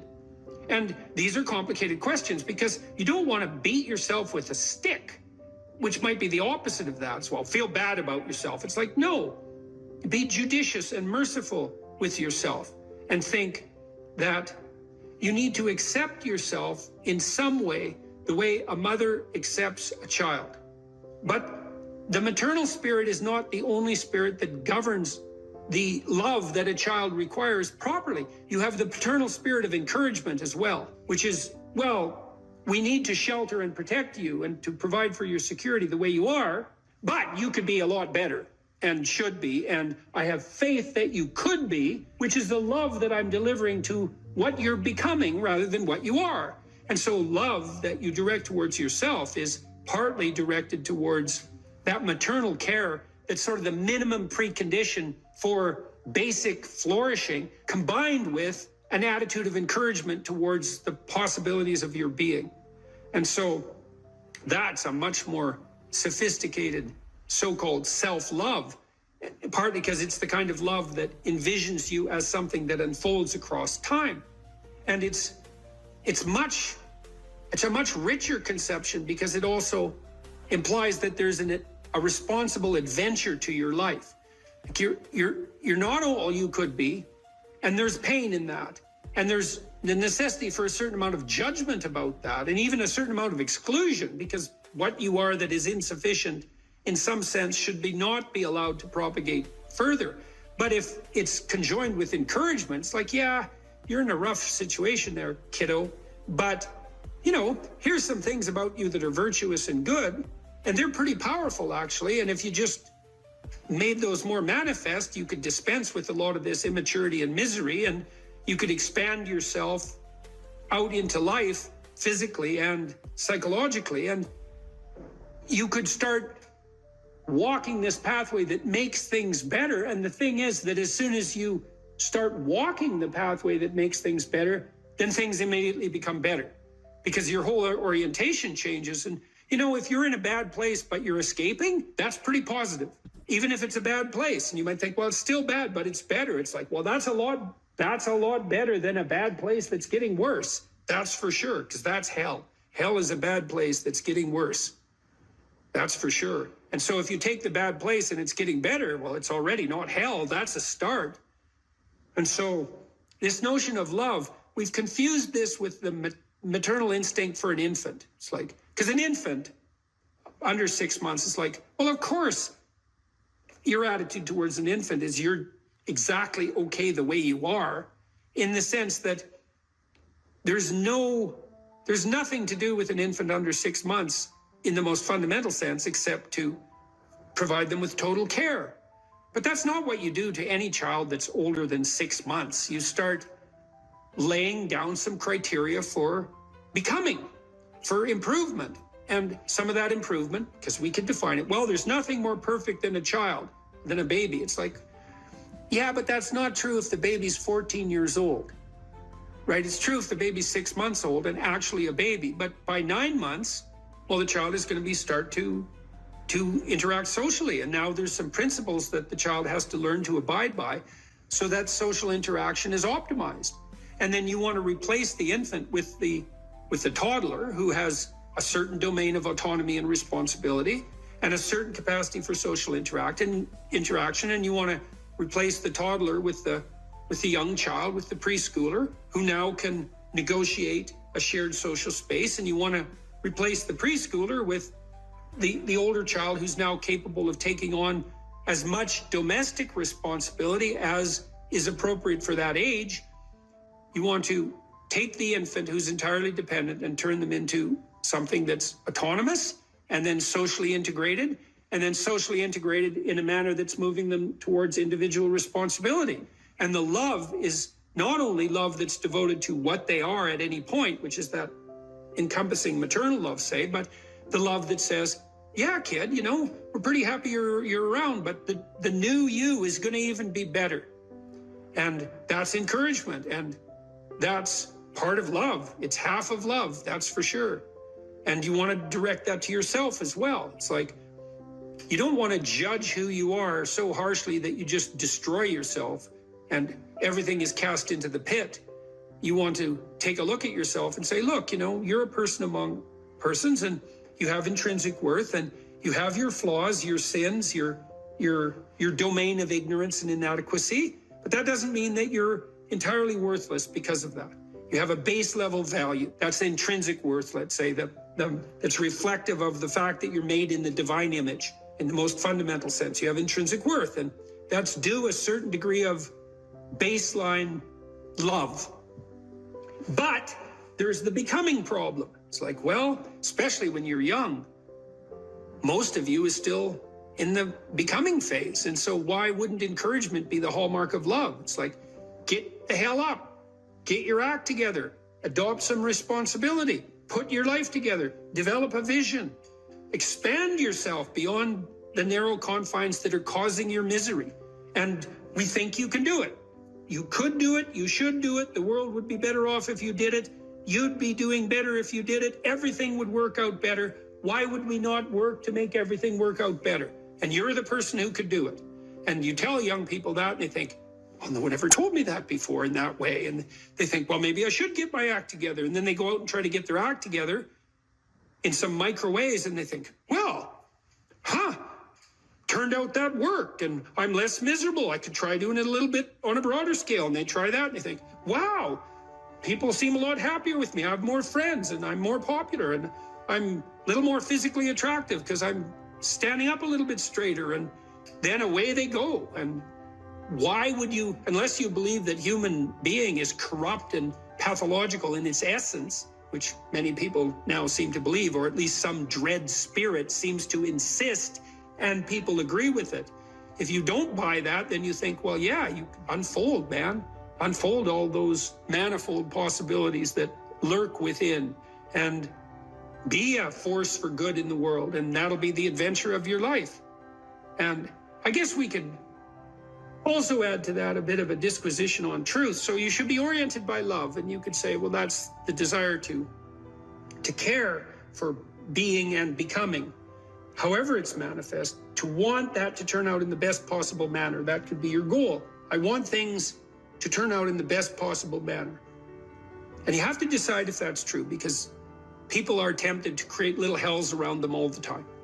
So don't be thinking that necessarily you want that, because it's not that easy to orient yourself so that that's all you want, because you're bitter and resentful and angry. And so all of that's going to interfere with that vision of love. And then you might say, well, now that you have that vision, what do you have as weapons to clear your path, let's say, or to set things in order as you move forward? And one of the answers to that is, we have truth. Well, why? Well, because you want to contend with the world the way it is, obviously. So truth is going to be useful in that endeavor. And then you might say, well, if I could get away with something by not telling the truth, why shouldn't I just lie? If I could get what I wanted and if I could avoid responsibility, why not lie? And the first answer is, well, what makes you so sure you want to avoid responsibility, except narrowly in this moment, because it's not a good medium to long-term strategy and everyone knows it. And what makes you think that manipulating people in the short term so that you can gratify a whim is going to be a useful iterative strategy? It's like it's not. So you can dispense with that. And so what do you do when you tell the truth? Instead, is you predicate your actions on an axiom of faith, which is that nothing better can happen than that which happens if you live in truth. And that's a statement of deep religious faith, because the evidence for that can only be gathered as a consequence of manifesting the actions that are predicated upon that axiom of faith. You don't know till you lay it out. But you can say, well, I believe that the truth will set me free. And then you think, well, the truth will set me free. Who's me? Back to identity. Well, if you're lying, it's not you by definition, because if you're lying, you're attempting to implement a falsehood. You're attempting to falsify the world and yourself. That's what a lie is. And so if something happens that's good because you lied, it's not happening to you. It's a reward for the spirit of deceit that you allowed to inhabit you. And if you reward the spirit of deceit that you allowed to inhabit you, it will grow. And I would not recommend that. That's a very bad idea. In the contrary situation, you live and speak in truth, and then things happen. They're happening to you. That's your life, man. That's your adventure. And one of the things that's very interesting about the truth in that regard is that it provides a certain optimal unpredictability. You know, if you're talking to someone, you think maybe you're being interviewed, or maybe you're having a discussion with someone, you think, I'd like to impress this person. It's like now you have a little vision of what the instrumental outcome of the conversation could be, so that it reflects positively on some narrow conception of a desired future state. I want this person to be impressed with me, so I'm only going to say things they want to hear and that sound impressive. That's all lies.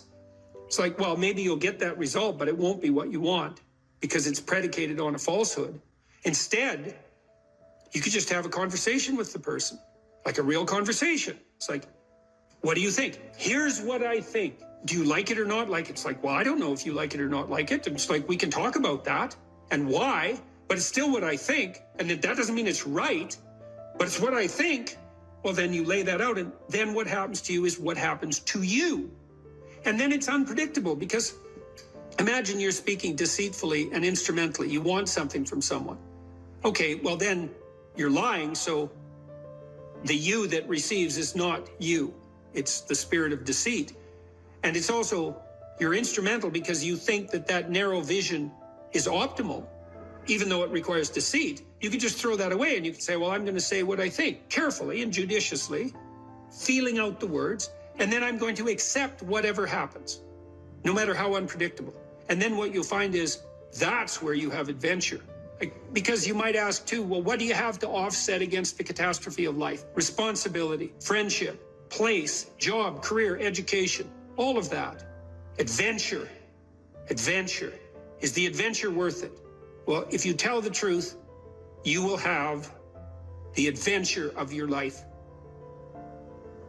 That's what will happen. What steps should someone take to start developing delayed gratification when they constantly give in to instant gratification? Well, okay, imagine, I know the answer to this to some real degree because I had graduate students in particular who I picked because they were very smart and often very creative, but sometimes they weren't very conscientious. So they had a hard time delaying gratification. And so, well, I would say, if you would like to discipline yourself, which is a very good idea, you need to pick a direction you want to go first. Pick a goal you would like to attain. And a medium to long-term goal. You might imagine something you need and want, some attainment that would motivate, whose pursuit would motivate you. And you can ask yourself that. It's a good question to ask yourself in general, you know. It's a very good question to ask yourself is, if you could have what you needed and wanted, what would that be? And that's a meditative question. You don't want to force an answer out of yourself. You want to ask yourself that like you would ask someone else. If I could have what I wanted, what would that look like? And you can ask yourself that in a more differentiated way. If I could have the relationship that I needed and wanted, if I could have the friendships, if I could have the job or career, if I could have the educational pathway, if I could adopt civic responsibility in an optimized manner, if I could engage in some creative enterprise,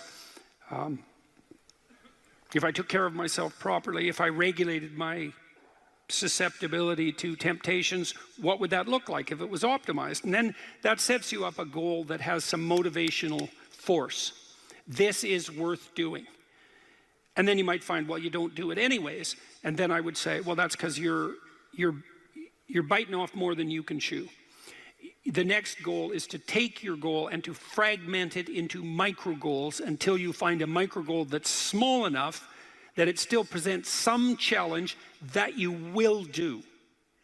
And so I've become, one of the things I'm known for, I suppose, is my advice to people to clean up their rooms. And the people who think I'm their enemy laugh about that rule because of its simplicity, let's say. But the only reason they think it's simple is because they've never tried it. It's actually extremely difficult. And it was very frequently the case that, well, it's very difficult to put your room, your office, your bedroom in order. I mean, you think about your bedroom, hypothetically, let's say you're married, you share that room with someone else. Is your bedroom in order? Really? And I don't just mean, is it neat? Maybe it's too neat. Maybe it's too orderly. Maybe it's too sterile. Maybe it's too bare. Maybe that characterizes your whole bloody relationship. Maybe, really? And maybe that is genuinely reflected in the state of your room, because it's very probable that that room is a microcosm of your marriage. It's highly probable. And so what that would mean is to organize that room would require the organization of your marital life, not least because if you want to put that room in order, you're going to have to negotiate with your wife about how that's going to be done. And while you're making that negotiation, even in relationship to the micro details, you're going to encounter almost everything that's wrong with your relationship. And so you might ask yourself when you walk into your bedroom, I hate this bedroom. It's like, you should really think that through. And then you need to think through what you would need to do so that you love that room, or even more complexly, so that you both loved it. Because that's a tough thing to attain, boy. Because you're going to have differences in taste, you're going to have differences in orderliness. There's all sorts of things that you're going to have to negotiate in order to make that room you both inhabit jointly desirable. Anyways, you set yourself a goal, ask yourself what goal you want to set, and then break the goal down into steps that are small enough so that even someone as pathetic as you could manage them. And that requires a tremendous humility. I know it was frequently the case, for example, with my clients, that I would do an analysis of their situation in life, and let's say, just for the sake of argument, that someone was 30, living at home in the bedroom they grew up in high school, in a complete bloody state of disorder, both moral and practical. And one of the relatively simple steps that we might agree upon with regards to moving forward is the person might think, well, you know, I'm 30, I'm really immature, I haven't taken any responsibility for my life, my mother still makes my bed and cleans up after me. It's like, well, why don't you just start with that? You know, because you're not going to just fix your life. Why don't you just try to clean up your room like you're a mature 14-year-old instead of a dreadfully dismal 30-year-old. And so, first of all, it's really hard for someone, even if they're desperate, to admit that that's necessary, right? Because it's so bloody humiliating. I mean, really, I'm so damn useless that my basic goal is going to be to clean up my bedroom. It's like, well, looks like it. And actually, it's worse than that, because then you ask the person, you negotiate with the person, they say, well, I'll try to clean up my room. Then they come back the next week and they say, I had one client, this was so funny, he's going to vacuum his rug. That was his goal for the week. He just had a child out of wedlock, and he was afraid that he was going to be a very bad father, which was a very realistic fear. And so he wanted to put himself together, you know, and so that's why he came to see me. And he lived in this squalor, and one thing we decided to do was that he could vacuum the rug, which he hadn't done for like 12 years because his mother would do it. And so it was so funny, it's so unbelievably comical. He went and got the vacuum, a stand-up vacuum, an upright vacuum, and he brought it into his room, but he didn't bring it all the way in.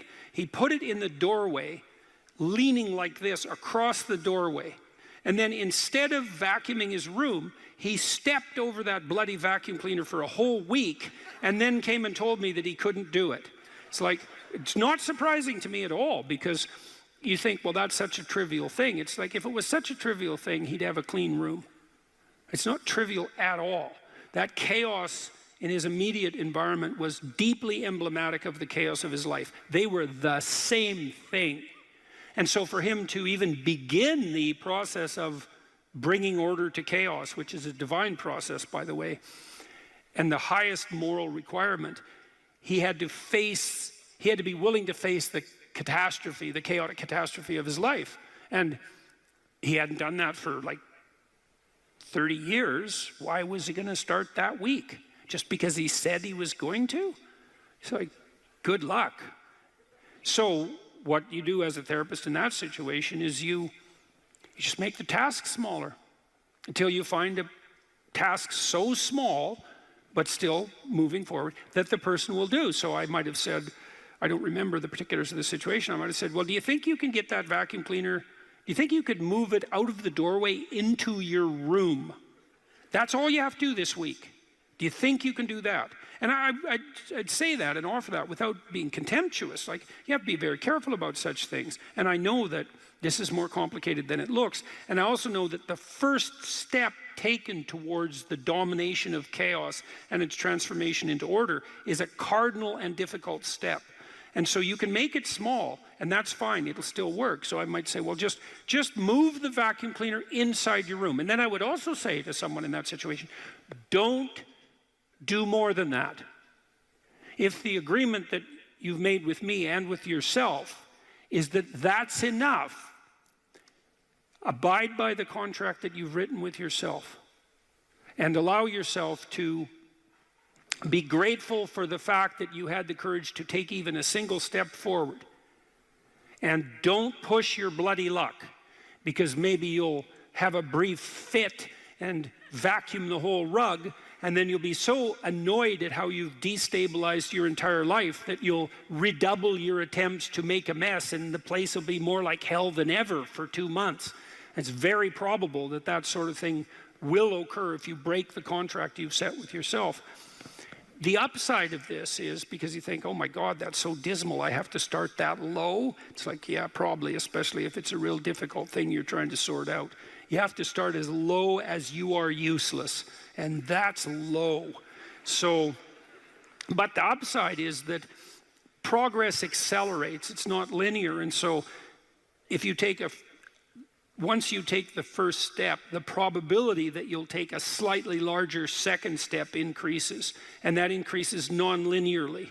And so once you get the ball rolling, so to speak, once you start pushing the rock uphill, you can do it faster and faster. And so even if you have to start in a very humiliating manner, that doesn't mean that's where you'll end. One of the things that Tammy and I learned to do, and this was a consequence of me being trained as a behavior therapist, is, you know, we'll just take an example that maybe I was trying to learn how to compliment her when she dressed nicely. And maybe the fact that I wasn't good at that was manifest in the fact that she'd put some effort into her dress, and then I wouldn't respond in the appropriate manner, and that would dishearten her. And I don't particularly remember that exactly happening, but it'll be a perfectly reasonable example.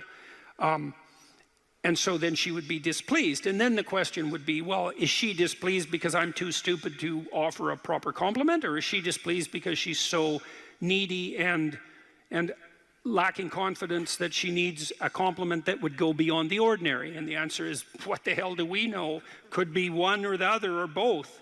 And so what's a possible solution to that? And one possible solution would be, okay, if you do put some effort into your appearance, or I do, we could reverse the situation, but if you put some effort into your appearance, and you would like to hear from me exactly the words that would give you, that would reward you for doing that and provide you with the confidence to attempt it again in the future, what would those words be?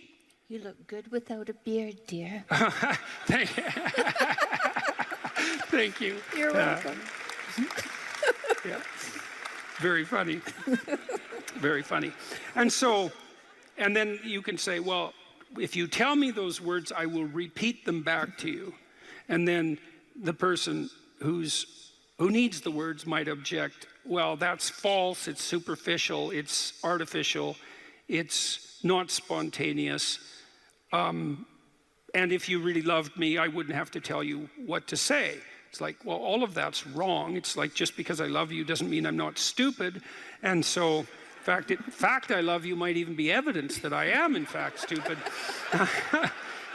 So like, help me out here. I don't know what you want, and maybe you could just tell me, and then I'll tell you what you want, and I'll do it stupidly and badly. But I'll be slightly better at it the next time, and maybe if you let me practice 50 times stupidly and badly, I'll get reasonably good at it, and then that's something that we'll be both good at for the rest of our lives. And that's something worth knowing. You know, if you imagine you're upset with your partner because they haven't delivered something to you, whatever it is that you want, and then there's two questions that arises, right? Are you just like immature and greedy and self-centered, or are they useless and incapable of delivering? And neither of you know, and you have to sort that out. And then you also, as the injured party, let's say, might regard it as a moral necessity on your part to indicate to your partner exactly what you want, is to tell them. Like, it looks to me like if you did this or said this, then that would satisfy me. And then you might say, well, is that reasonable? Do you feel that it would be reasonable for you to offer that? Would you be willing to offer that? Am I pushing you too far? Those are all things that have to be sorted out. And then you can practice that, and you can practice that with the resolution of every dispute that emerges. If you're willing to take to yourself the responsibility of communicating to your partner your conditions for satisfaction, it means you have to admit them to yourself too, which is also very difficult. And then you can help your partner take stupid incremental steps forward, you know, in the direction that you'd like to see expand.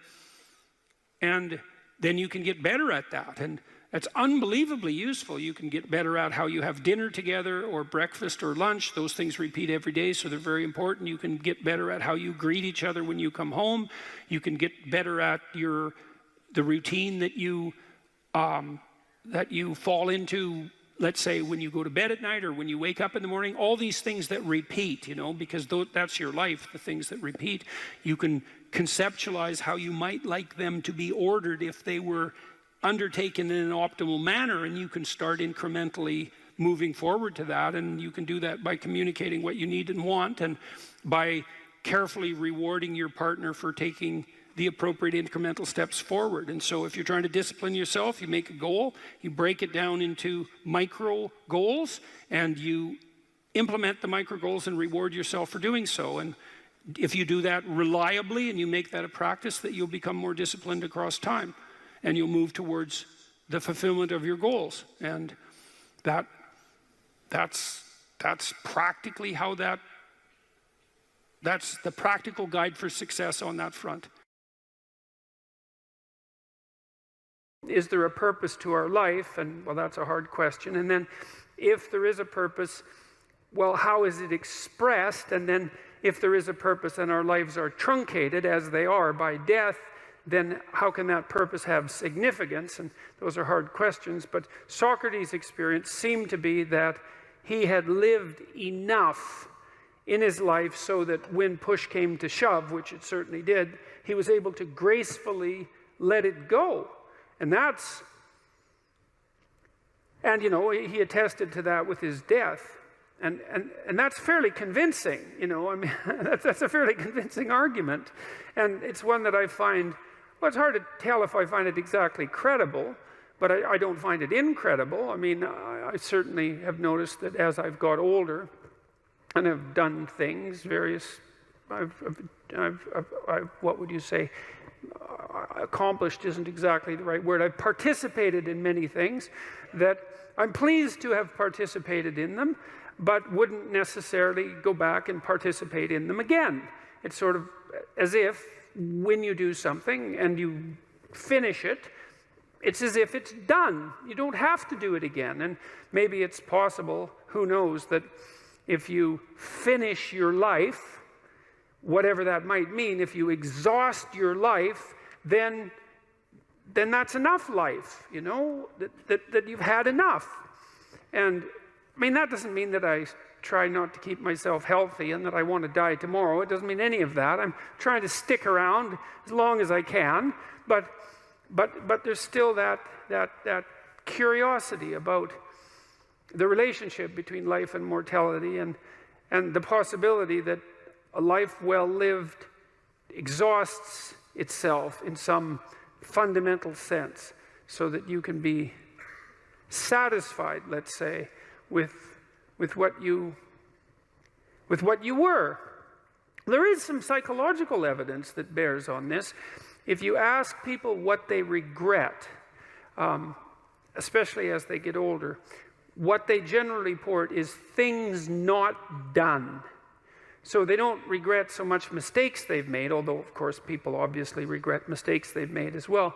So they don't exactly regret sins of commission, right? Errors that they've actively made. They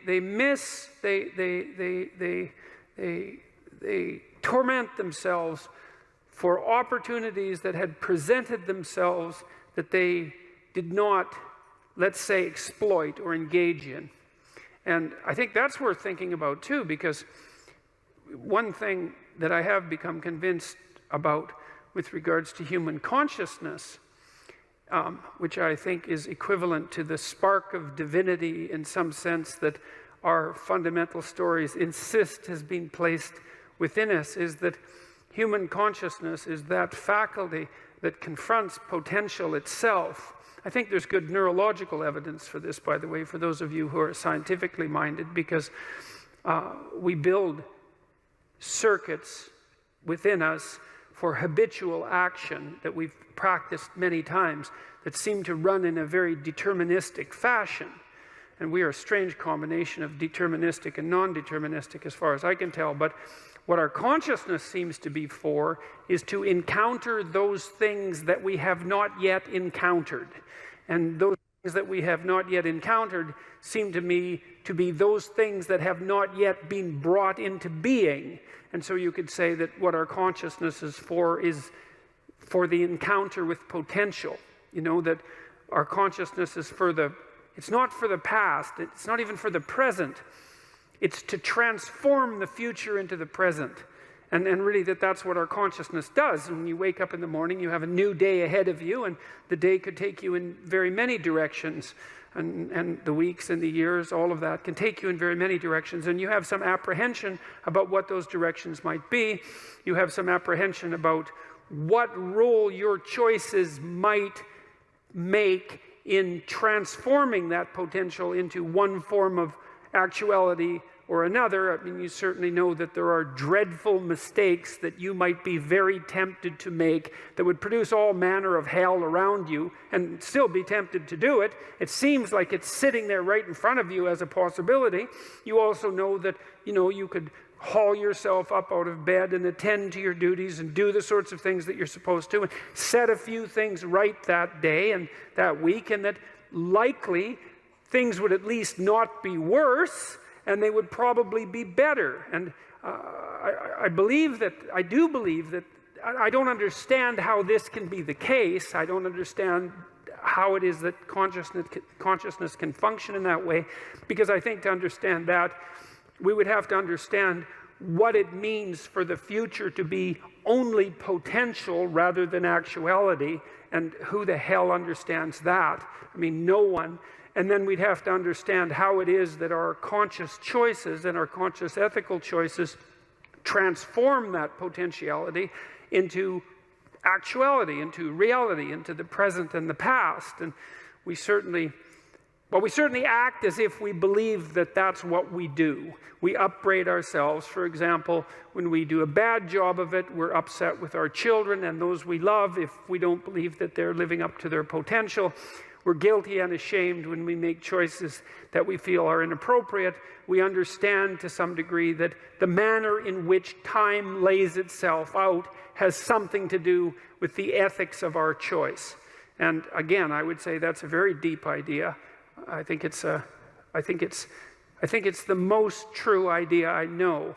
It's very emphasized, that idea emphasized in ancient religious stories, such as those that are outlined in Genesis, or in Genesis with its strange insistence that, you know, God is that which brings order out of chaos, formless potential, generates the world out of formless potential, and that we're somehow made in that image, which seems to me to be the case. And that the proper way, by the way, to go about acting in that image is to act in relationship to the potential that confronts you with truth and with courage, with careful articulation. That's the logos. And that if you do that, then what you bring forth is good. In the future authoring program, which is the one we've done the most research on, so if people do this for 90 minutes badly before they go to college, it'll decrease the probability they'll drop out in the first year by 50%. That's amazing. And it works particularly well for people who are most likely to drop out. So a lot of psychological interventions help the good performers do even better and don't help the bad performers that much. And why do you think it helps them more? Well, I think the good performers already have a bit of a vision and a plan. Whereas the bad performers, they're really ambivalent about what they're doing because they don't have a plan. And we'll talk more about why this is so important. So if you don't have a reason to do something, and then a reason not to do it comes up, well, then you'll just not do it, because not doing things is real easy. You can just sit there and not do things all day. Doing things takes effort, and so any resistance is likely to, it pushes back against you.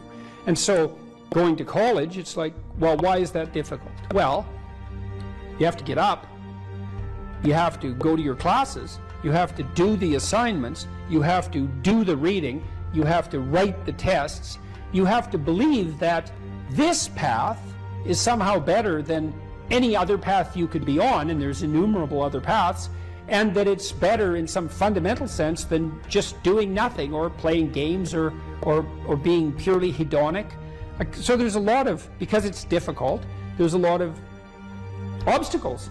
And if you don't have a reason, well, why would you overcome the obstacles? And so what happens when you do the future authoring program is two things. Is first of all, you construe yourself as the sort of person who could have a reason, right? Who could make a vision and impose it on the world. And how do you do that? Well, and then second, you actually develop a vision. Okay, so the first thing the program asks you to do, and it's got a biblical element to it in some fundamental sense, although that wasn't so explicit when we first developed it, but I came to realize that later. There's a statement in the Gospels. Christ says to his followers, ask and you'll receive. Knock and the door will open. Seek and you'll find. And you listen to that and you think, no way, man, it can't be that easy. Well, it's that easy. Because let's think about what wanting means. You want something. You want to find, so you'll seek. How hard are you going to seek? Maybe you're after the Holy Grail, right? Or you're after the gold in the dragon's lair, or the jewel in the toad's head. You're after something that's guarded by some monstrous figure. You're going to seek? How committed to that are you? And there's a total commitment in that in a fundamental way. Is like you should be humble enough to be open to learning, to radical transformation, to the probability that you're really wrong if you're not finding what you're seeking, and the willingness to sacrifice virtually everything of lesser value for that goal. Otherwise, you do not want it. You did not ask. You are not seeking. You did not knock on the door.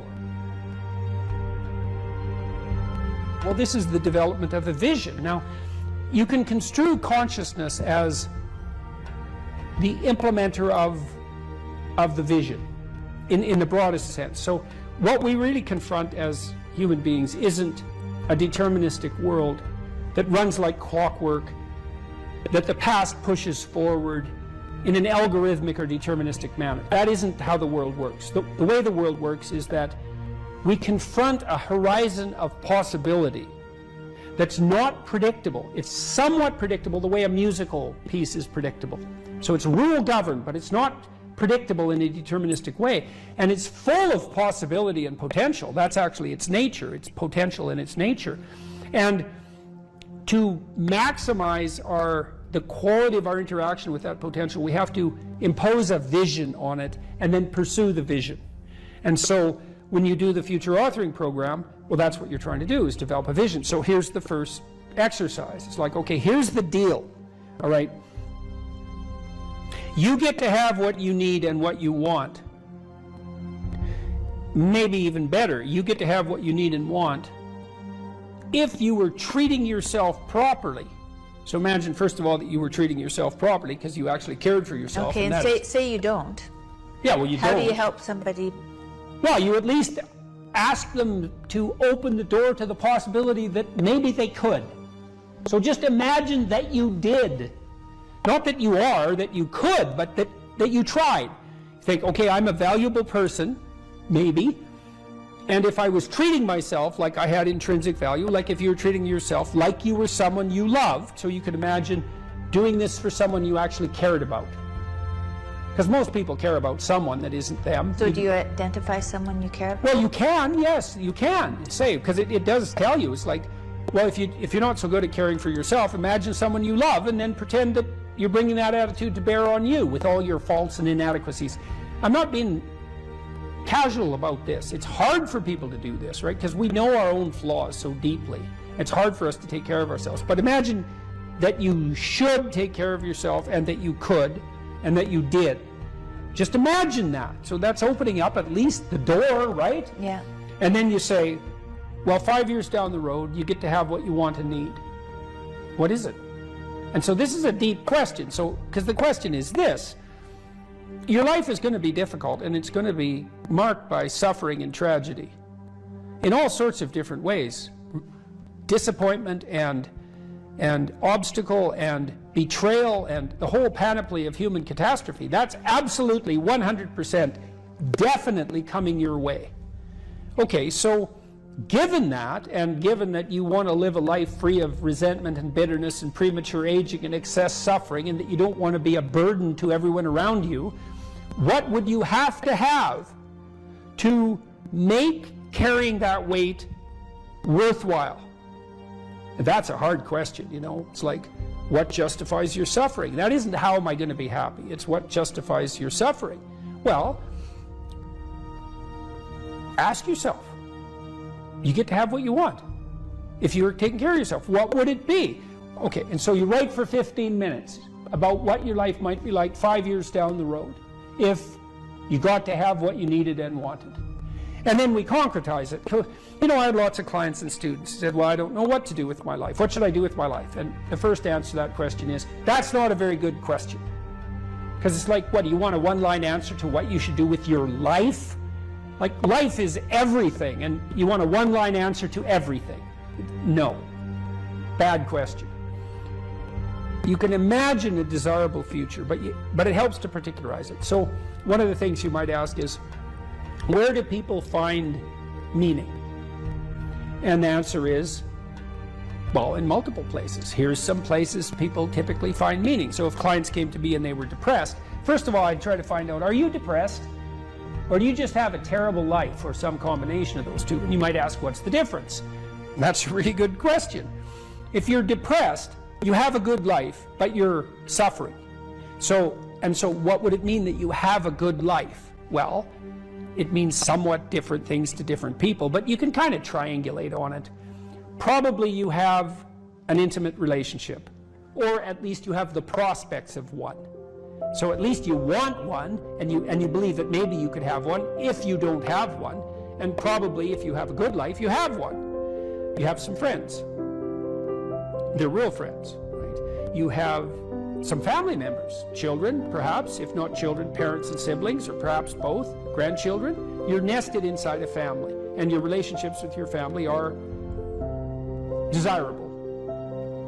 You have a job or a career, and so if it's a job, well, then it's hard, and maybe you wouldn't have picked it as a vocation, but at least maybe you have good relationships with your coworkers, and you're doing something difficult, but that's actually socially productive and useful and generates an income. So that's not nothing.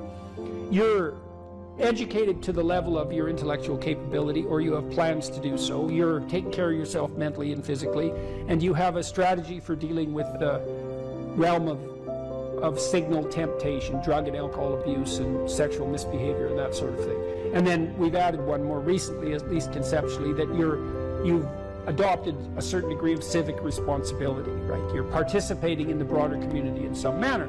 And if you're doing none of those, my life is meaningless. Are you doing any of these? No. Well, that's why it's meaningless. Those are the domains of meaning. And so, if you're miserable and you have none of those things, the first thing to do, if you're a cognitive behavioral therapist with someone, is to say, well, how about we work on like one of these things to begin with? You know, you need some friends.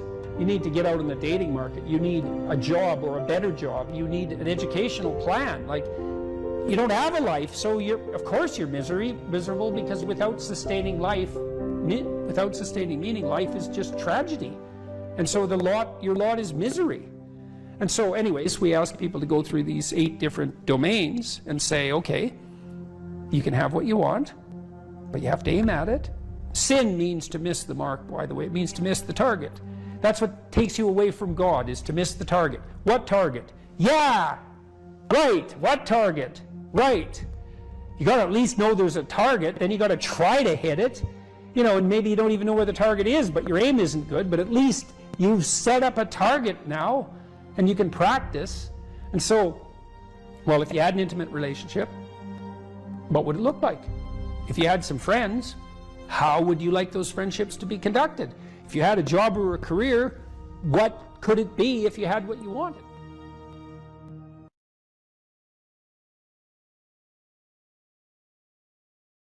So imagine you're dealing with someone who's hoarding. Now, people who are hoarding are often older or neurologically damaged, or they have obsessive compulsive disorder. But then you walk into their house and there's like 10,000 things in their house. There's maybe 100 boxes, and you open up a box, and in the box there's some pens and some old passports and some checks and their collection of silver dollars and some hypodermic needles and some dust and, you know, a dead mouse and there's boxes and boxes and boxes like that in the house. It's absolute chaos in there. Absolute chaos, not order, chaos. And then you think, is that their house or is that their being? Is that their mind? And the answer is, there's no difference. There's no difference. So, you know, I could say, well, if you want to organize your psyche, you could start by organizing your room. If that would be easier, because maybe you're a more concrete person and you need something concrete to do. So you go clean up under your bed and you make your bed and you organize the papers on your desk and you think, well, just exactly what are you organizing? Are you organizing the objective world, or are you objecting your field, or are you organizing your field of being, like your field of total experience? And Jung believed that, and I think there's a Buddhist doctrine that's sort of nested in there, that at the highest level of psychological integration, there's no difference between you and what you experience. Now you think, well, I can't control everything I experience, but that's no objection, because you can't control yourself anyway. So the mere fact that you can't extend control over everything you experience is no argument against the idea that you should still treat that as an extension of yourself. So you could say, well, let's say you have a long-standing feud with your brother. Well, is that a psychological problem? Is that him? Is it a problem in the objective world, or is it a problem in your field of being? And it's very useful to think that way, because you might ask, what could you do to improve yourself? Well, let's step one step backwards. The first question might be, why should you even bother improving yourself? And I think the answer to that is something like, so you don't suffer any more stupidly than you have to. And maybe so others don't have to either. It's something like that. You know, like there's a real injunction at the bottom of it. It's not some casual self-help doctrine. It's that if you don't organize yourself properly, you'll pay for it, and in a big way, and so will the people around you. Now, and you could say, well, I don't care about that, but that's actually not true. You actually do care about that, because if you're in pain, you will care about it. And so you do care about it, even if it's just that negative way, you know. It's very rare that you can find someone who's in excruciating pain who would ever say, well, it would be no better if I was out of this. It's sort of, pain is one of those things that brings the idea that it would be better if it didn't exist along with it. It's incontrovertible. So you get your act together so that there isn't any more stupid pain around you than necessary. Well, so then the question might be, well, how would you go about getting your act together? And the answer to that, and this is a phenomenological idea too, it's something like, look around for something that bothers you and see if you can fix it. So now you think, well, let's say you go into you can do this in a room. It's quite fun to do it just when you're sitting in a room, like a room, maybe your bedroom. You can sit there and just sort of meditate on it and think, okay, if I wanted to spend 10 minutes making this room better, what would I have to do? And you have to ask yourself that, right? It's not a command, it's like a genuine question. And things will pop out in the room that you know, like there's a stack of papers over there that's kind of bugging you, and you know that maybe little order there would be a good thing, and you know, there's some rubbish behind your computer monitor that you haven't attended to for like 6 months, and the room would be slightly better if it was a little less dusty and the cables weren't all tangled up the same way. And like, if you allow yourself just to consider the expanse in which you exist at that moment, there'll be all sorts of things that'll pop out in it that you could just fix. And you know, I might say, well, if you were coming to see me for psychotherapy, the easiest thing for us to do first would just be to get you to organize your room. You think, well, is that psychotherapy? And the answer is, well, it depends on how you conceive the limits of your being. And I would say, start where you can start. You know, if something announces itself to you, which is a strange way of thinking about it, as in need of repair, that you could repair, then hey, fix it. You fix 100 things like that, your life will be a lot different. You know, I often tell people too, fix the things you repeat every day, because people tend to think of those as trivial, right? You get up, you brush your teeth, you have your breakfast, you know, you have your routines that you go through every day. Well, those probably constitute 50% of your life. And people think, well, they're mundane, I don't need to pay attention to them. It's like, no, that's exactly wrong. The things you do every day, those are the most important things you do. Hands down. All you have to do is do the arithmetic. You figure it out right away. So 100 adjustments to your broader domain of being, and there's a lot less rubbish around and a lot fewer traps for you to step into. And so that's in keeping with Jung's idea about erasing once you've got your mind and your emotions together, and once you're acting that out, then you can extend what you're willing to consider yourself and start fixing up the things that are part of your broader extent. Now, sometimes you don't know how to do that. So you might say, imagine you're walking down Bloor Street and there's this guy who's like alcoholic and schizophrenic and has been on the streets for 10 years. He sort of stumbles towards you and, you know, incoherently mutters something. That's a problem. And it would be good if you could fix it, but you haven't got a clue about how to fix that. You just walk around that and go find something that you could fix, because if you muck about in that, not only is it unlikely that you'll help that person, it's very likely that you'll get hurt yourself. So, you know, just because while you're experiencing things announce themselves as in need of repair doesn't mean that it's you right then and there that should repair them. You have to have some humility. You know, you don't walk up to a helicopter that isn't working and just start tinkering away with it. You have to stay within your domain of competence. But most of the time, if people look at their lives, you know, it's a very interesting thing to do. I like the idea of the room, because you can do that at the drop of a hat. You know, you go back to where you live and sit down and think, okay, I'm going to make this place better for half an hour. What should I do? And you have to ask. And things will just pop up like mad. And it's partly because your mind is a very strange thing. As soon as you give it a name, a genuine aim, it'll reconfigure the world in keeping with that aim. That's actually how you see to begin with. And so if you set it a task, especially, you have to be genuine about it, which is why you have to bring your thoughts and emotions together, and then you have to get them in your body so you're acting consistently. You have to be genuine about the aim. But once you aim, the world will reconfigure itself around that aim, which is very strange. And it's technically true. You know, the best example of that, you have all seen this video where you watch the basketballs being tossed back and forth between members of the white team versus the black team, and while you're doing that, a gorilla walks up into the middle of the video and you don't see it. It's like, you know, if you thought about that experiment for about 5 years, that would be about the right amount of time to spend thinking about it, because what it shows you is that you see what you aim at. And that, man, if you can get one thing through your head as a consequence of even being in university, that would be a good one. You see what you aim at. And so, because one inference you might draw from that is, be careful what you aim at, right? What you aim at determines the way the world manifests itself to you.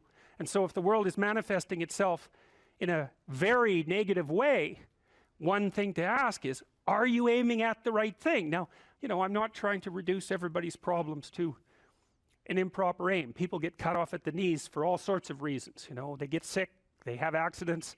There's a random element to being, that's for sure. And so you don't want to take anything, even that particular phrase, too far. You want to bind it with the fact that random things do happen to people, but it's still a great thing to ask. Okay, so Rogers was a phenomenologist, and he was interested in, he didn't start his philosophy from the perspective of subject versus object, or from the idea of psyche, like sort of inside you, your mind with its layers. That's not how he looked at it. And so let's go through, well, I'll introduce you to Rogers. I think and then we'll talk about it more next time. I'm going to start, though, with something that I learned from him that I think was of crucial importance. And so we'll set the stage for the further discussion with this. And I'm going to read it to you.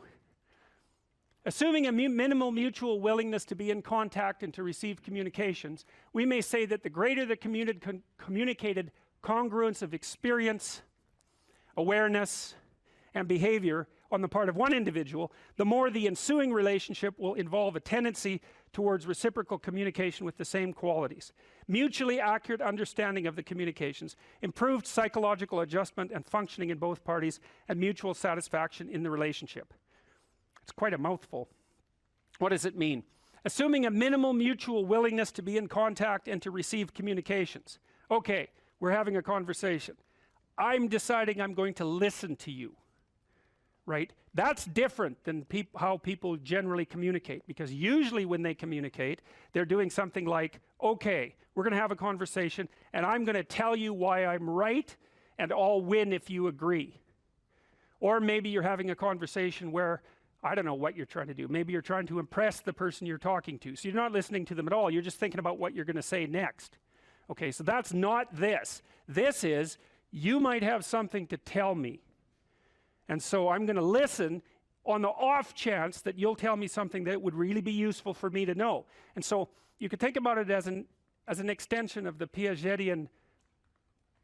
You know, Piaget talked about the fundamentally important element of knowledge being to describe how knowledge is sought, the process by which knowledge is generated. Well, if you agree with me and I find that out, I know nothing more than I knew before. I just know what I knew before. And maybe I'm happy about that because, you know, it didn't get challenged. But I'm no smarter than I was before. But maybe you're different than me, and so while I'm listening to you, you'll tell me something I don't like. Maybe it's something I find contemptible or difficult, whatever. Maybe you'll tell me something I don't know, and then I won't be quite as stupid. And then maybe I won't run painfully into quite as many things. And that's a really useful thing to know, especially if you live with someone and you're trying to make long-term peace with them, is they're not the same as you. And their way they look at the world and the facts that they pull out of the world aren't the same as your facts. And even though you're going to be overwhelmed with the proclivity to demonstrate that you're right, it is the case that two brains are better than one. And so maybe 9 of the 10 things they tell you are dispensable, or maybe even 49 out of 50, but one thing, all you need to get out of the damn conversation is one thing you don't know. And one of the things that's very cool about a good psychotherapeutic session is that the whole conversation is like that. All you're doing is trying to express the truth of the situation as clearly as possible. That's it. And so now Roger's proposition, and I'll tell you why he derived it, was that if you have a conversation like that with someone, it will make both of you better. It'll make both of you psychologically healthier. So there's an implicit presupposition that the exchange of truth is curative. Well, that's a very cool idea. I mean, it's a very deep idea. I think it's the most profound idea. It's the idea upon which Western civilization, although not only Western civilization, is actually predicated. The idea that truth produces health. But for Rogers, that was the entire purpose of the Psychotherapeutic Alliance. You come to see me because you want to be better. You don't even know what that means necessarily, neither do I. We're going to figure that out together. But you come and you say, look, things are not acceptable to me, and maybe there's something I could do about that. So that's the minimal precondition to engage in therapy. Something's wrong, you're willing to talk about it truthfully, and you want it to be better. Without that, the therapeutic relationship does not get off the ground. And so then you might ask, well, what relationships are therapeutic? And the answer to that would be, if you have a real relationship, it's therapeutic. If it isn't, what you have is not a relationship. God only knows what you have. You're a slave, they're a tyrant, you know, you're both butting heads with one another. It's a primate dominance hierarchy dispute. Oh, I don't know, you're like 2 cats in a barrel, or 2 people with their hands around each other's throats. But what you have is not a relationship. So, all right.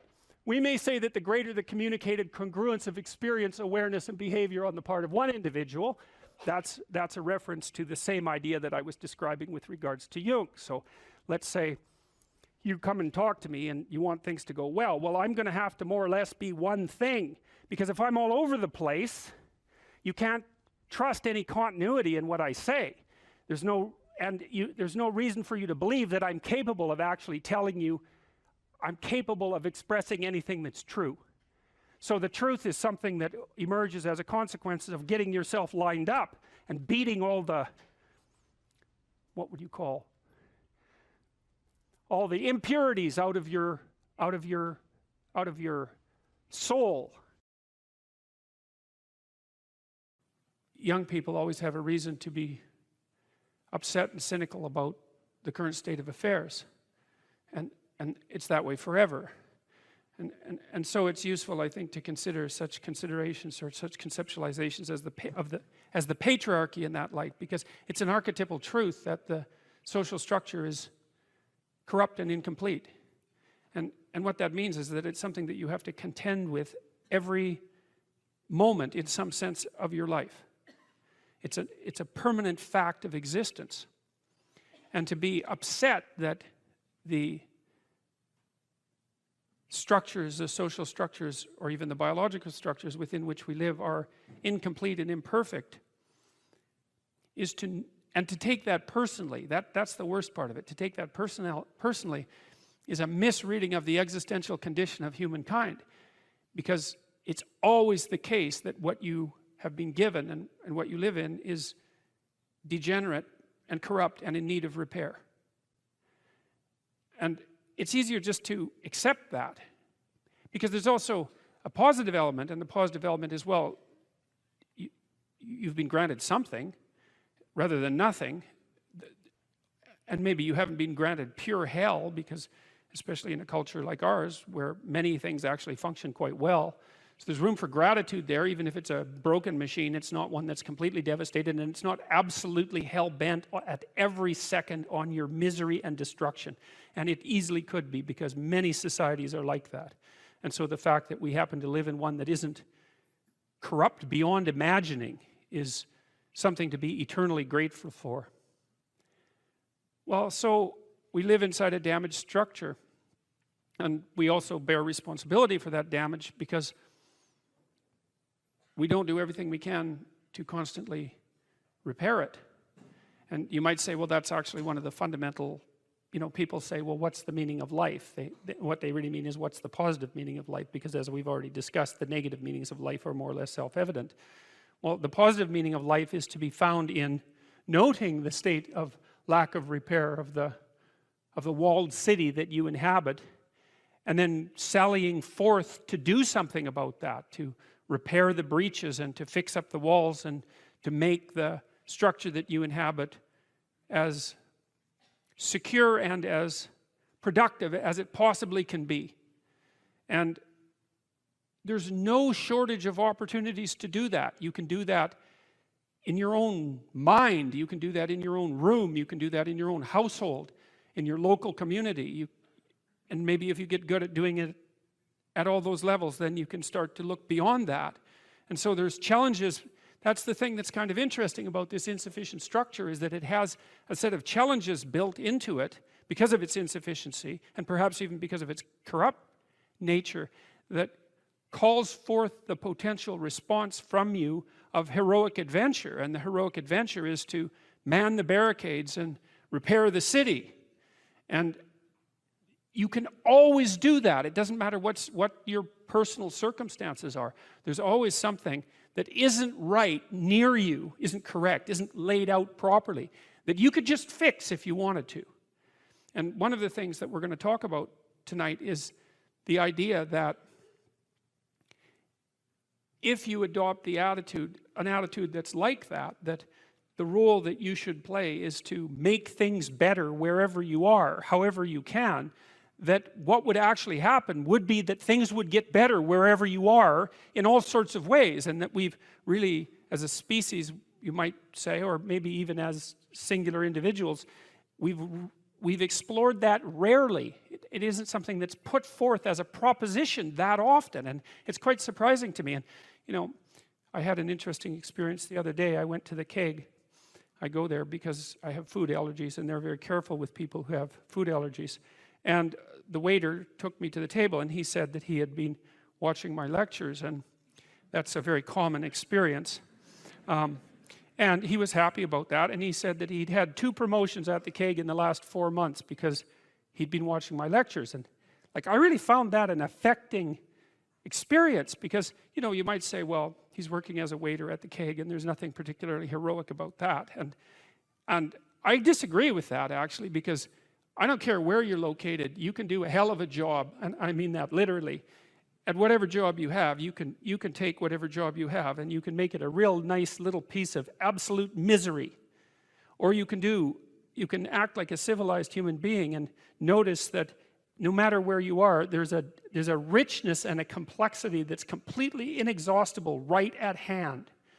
And then you can take that seriously, and you can say, well, I happen to be a waiter at the Keg, and perhaps that's not what I expected, and he's a young guy, and perhaps that isn't where I want to end up, but it's not nothing. It's a rich environment, and I can make it a lot better if I want to. I can get along properly with my coworkers and not gossip behind their back, and I can treat my customers properly, and if an opportunity comes my way, I can take it, and I can see what happens. And so he said that's what he had started doing, and that things were working out much better for him. He was in a much better job than he was 3 months ago. In 3 months, that's nothing, right? I mean, that's a nice trajectory. It's an uphill trajectory, and that's what you want, really. An uphill trajectory is actually even better than being somewhere good, as far as I'm concerned, because one of the things that really makes your life meaningful is the clear realization that you're headed somewhere better than you are now. And then it's even better if you also understand that there's a direct causal relationship between the things that you're doing and the steepness of that incline. And so I get a lot of letters from people like that, and they're most frequently young men, although not always. And they say, well, you know, I've been listening to these lectures, and I decided that I'm going to try to take responsibility for my life, and so I've started to stop doing all the stupid things that I know that are stupid, that I know I shouldn't be doing, and I've started doing some of the things that aren't stupid that I know I should be doing, which seems pretty obvious, really, if you think about it. But obvious though it may be, that isn't necessarily what people do. And then they write and say, you can't believe what difference that makes. And they're thrilled about it. And so I'm thrilled about it when I get letters like that, because I really don't experience anything as better than a letter like that or a message like that, because it's so good to see things that aren't so good replaced by something better. And I really do think it's an open question. I truly believe it's an open question to what degree we could make things better if that's what we actually aimed at doing. You know, in some of the stories that we've covered already, the story of Cain and Abel in particular is really an analysis of that problem, which is so remarkable. It occurs so early in this document. It's such a foundational story, and it basically says, well, there's two modes of being in the world, right? There's one where you adopt the responsibility for living properly, for being properly, and you make the sacrifices necessary for doing that, and then everything will flourish properly. And the other one is a pathway of resentment and bitterness and rejection and murder and genocide, and that just seems exactly right to me. And so if the positive path beckons, if you can actually see what it is, if you can lower yourself enough to see what it is. Carl Jung said once that modern people didn't see God because they didn't look low enough. It's a phrase I really, really like, because people denigrate the opportunities that are right in front of them.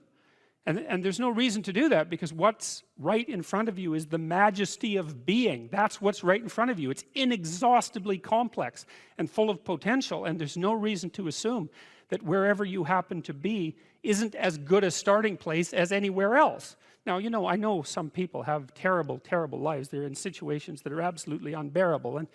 But I also do know that even situations like that can be made a hell of a lot worse by the worst kind of attitude. That's for sure. So anyway, so that's where you are. You're in a damaged structure. You're a damaged structure. You're in a damaged structure. But, you know, at least it's got some walls. You know, you're not being fed to the lions on a regular basis, so that's a good thing. And you can emerge forward, you know, heroically, magically, to confront the chaos that constantly threatens the structure within which you live. And you can free something as a consequence of that. You can learn something. You can strengthen yourself. That's the other thing, because what you're actually made of, in many ways, that what informs you, what you're made of, is what you encounter when you voluntarily encounter the unknown. And so the more you voluntarily encounter the unknown, the more you get made of. And the more you get made of, the more there is to you. And then the more you're good at encountering the unknown and restructuring order and calling forth proper order out of the potential of being. And God, you got to think, why wouldn't you do that, since you can do that? And it's an endless mystery. You know, I think part of it is that people Well, it's also encapsulated to some degree in the story of Adam and Eve, because what happens to Adam is when he becomes self-conscious, right? He becomes ashamed of himself and regards himself as a lowly sort of creature. And there's endless reasons why people would do that, because of course we're rife with imperfection, and so he hides from God. And I think that's actually the answer to the conundrum, which is that people don't aspire to the highest good because they're deeply ashamed of themselves and their weaknesses and their insufficiencies. And so that's not the only reason. I mean, there's the desire to avoid responsibility, and there's all the negative motivations as well, like resentment and hatred and the desire to make things worse. I don't want to, you know, give us too much of a break, but it's something like that. But it's okay to not be in a very good place if what you're trying to do with that not very good place is make it better. And one of the things I really have learned as a clinical psychologist is that you just cannot believe how powerful incremental progress is. You can do the calculations like, it's like compound interest, you know. If you make your life 0.1% better a week, man, in 2 or 3 years, you're in such a better place than you were that it isn't even like the same domain. And if you keep that up for 10 years or 20 years, you know, especially if you're young and you start early, you start to straighten yourself out and fix the things that you can fix. You can transform your lives in ways that are completely unimaginable. And God only knows what the upper limit of that is in terms of human possibility, because we are amazing creatures, you know, when we really get our act together and stop running at 10% of our capacity, you know. So that's what you do. You've got, you know, the fact that things aren't exactly the way they should be at least gives you something to do, you know, and that's maybe something great to do, because there's no shortage of suffering and trouble that besets the world that you could conceivably ameliorate in some way. And the utility and meaning, the utility of that and the intrinsic meaning of that is self-evident.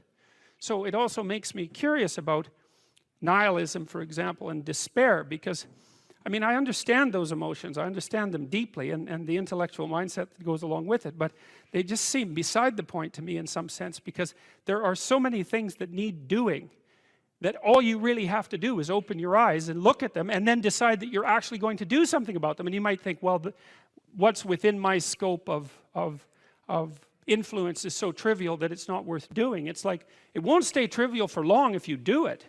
Not at all. And I don't think it's trivial to begin with. I don't think that I really don't believe that anything done right is trivial. And my experience in my life has been that anything I actually did paid off. It didn't pay off necessarily in the way that I expected it to pay off. That's a whole different story.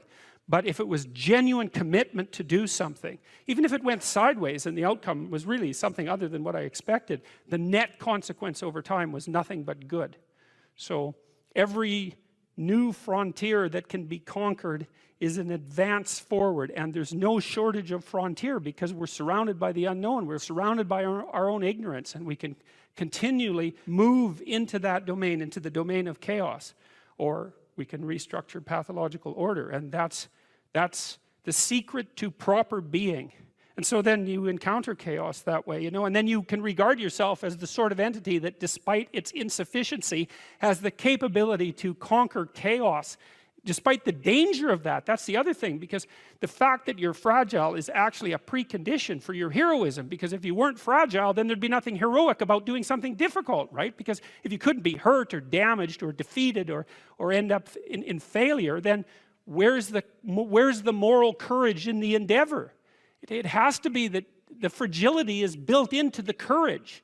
And so it's not a reason not to engage in it at all. In fact, quite the contrary. And so you're sitting on the edge of the bed trying to have an honest dialogue with yourself, and the little voice says, you know, it's pretty disgusting in here. And you think, well, I'm way above such trivial niceties as organizing my room. It's like, well, that's pride. That's arrogance. If you're above organizing what's actually yours, how in the world are you ever going to organize anything else? And so you get on your knees and you think, well, it's time to, you know, take a brush to the toilet. And maybe that's where you start. And that works. Like, that works. You start making those micro improvements, like real micro improvements, real on the ground, actual micro improvements to things you know that are wrong, you'll improve unbelievably rapidly. There's always people out there who are doing far better than you on pretty much anything you want to imagine. And if all you're doing is seeing yourself in their reflected light, let's say, then it's going to be pretty damn dismal. But it's not a good comparison because, well, first of all, there's danger in just comparing yourself to others, period, because they're not you. And God only knows what struggles they had to undertake to get to where they were, or what burdens they're currently carrying that you're not aware of. But you can certainly contrast yourself with yourself. And that's a lot better. It is the only way. Well, it's also the only way of really measuring anything approximating proper improvement. You can actually tell when you're a little better than you were yesterday. Right. And you can actually do that. That's another thing that's so interesting about it, is that you can actually make yourself a little better in some way, pretty much, well, I don't know if it's at every moment, but you can certainly do it every day. Let's say you want to become who you could be in the fullest sense. So let's say you're someone who's going to solve some serious problems. Okay, the first thing you have to do is admit to the seriousness of the problems. That's no joke. And so the first thing is just the terror of the problem itself. And that's enough to paralyze you, right? And that's the Hydra, that's the Gorgon with the head of snakes. It'll paralyze you and turn you to stone. That's the basilisk in the Harry Potter series. Mm-hmm. You look at it and it turns you to stone and lurks underneath everything, right? And it's malevolence and tragedy. And so there's that. And then the next is, well, you're going to take responsibility for that? You're really going to do that, are you? That's a hell of a load, man. And so it's daunting to even consider that. And then there's the discipline and responsibility that necessitates, which is also daunting. It's like, oh my God, the problem's that serious. I'm really going to have to get my act together in order to not contribute to it, much less solve it. And so the problem is terrible. And then the solution is daunting. But the upside of that is like, well, there isn't anything better to have than a problem that's worth solving, like that's really worth solving, right? And so the more of that you take on, the more you have a reason to get out of bed in the morning, no matter what. Like, I'm getting up, I'm trudging forward. Doesn't matter what I'm suffering from. I've got things that need to be done. They're necessary. And that gives you that sense of purpose that is the antidote to bitterness. Okay, well, let's say you want your life to be meaningful. It's like, okay, then what you do matters. It actually matters. Or how starting to clean up the room changed their life. That's quite fun because it's something I always tell people to do instead of going out and protesting. Jesus, I just can't stand Cleaning up that. the room? Yeah. Meaning? Well, my sense is that if you want to change the world, you start from yourself and work outward because you build your competence that way. It's like, I don't know how you can go out and protest the structure of the entire economic system if you can't keep your room organized. Well, I made a video which was called Message to Millennials, where it was called How to Change the World Properly. A bit of it on the pretentious side, I suppose, but I was trying to produce something that was a counterposition to this idea that what you should do is go out and fix up other people. You know, that's just not right. And there's a New Testament line about that, something about, you know, not worrying too much about the log in your neighbor's eye or about the speck in your neighbor's eye when you have a log in your eye. What would the world be like if people stopped avoiding the things they knew they should do? You know, because the question is, how much are we contributing to the fact that life is an existential catastrophe and a tragedy? How much is our own corruption contributing to that? That's a really worthwhile question. The things you leave undone because you're angry, you're resentful, you're lazy, you have inertia. Well, you consult your conscience and it says, well, you know, that place over there could use a little work. It's the same as working on yourself, and so you clean that up because you can. And then things are a little clearer around you. And you're a little better off because you've practiced a bit, and so you're a little stronger, and then something else manifests itself and says, well, maybe you could like take a crack at fixing me up too. So you decide to do that, and then that gets a little bit more pristine, you know, and soon, and it's humble because you're not exceeding your domain of competence. You know, it's like, don't be fixing up the economy, 18-year-olds. You don't know anything about the economy. It's a massive, complex machine beyond anyone's understanding, and you mess with it at your peril. So, and can you even clean up your own room? No. Well, you should think about that. You should think about that. You only have to ask a stupid question once. You ask a stupid question, and if you're in a crowd and you ask a stupid question, 80% of the people in the crowd have the same question. They're just too cowardly to ask. But you ask and then someone actually tells you, you never have to ask that question again. You're no longer stupid. What stupid thing am I doing that I could quit doing? That I would quit doing? Because those aren't the same thing, right? Because you know there's stupid things that you're doing that you're just not going to quit doing because you like them. But there might be something on the edge there where you could stop that. If you want to know something about yourself, sit on your bed one night and say to yourself, you got to mean this, like you got to be desperate. This is no game, this.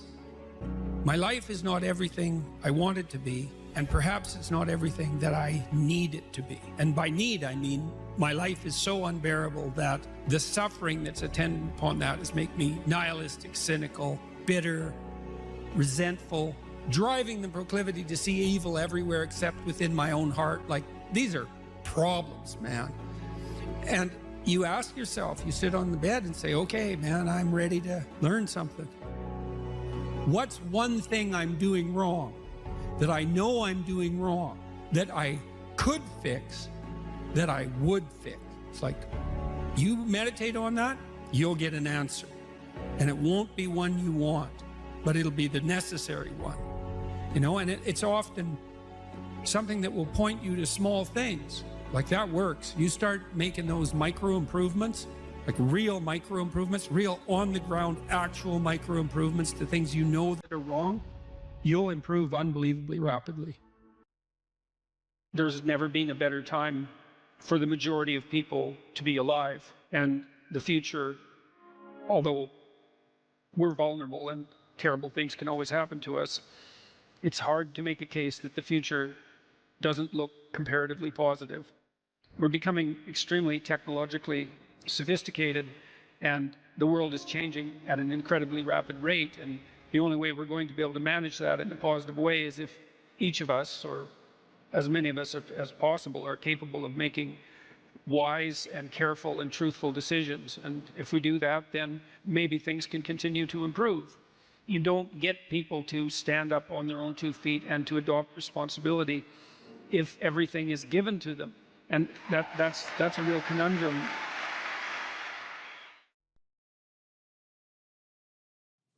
Okay, well, so that's another issue in some sense that seems to make the postmodernist critique even more correct. How in the world are you going to extract out a canonical interpretation of something like that?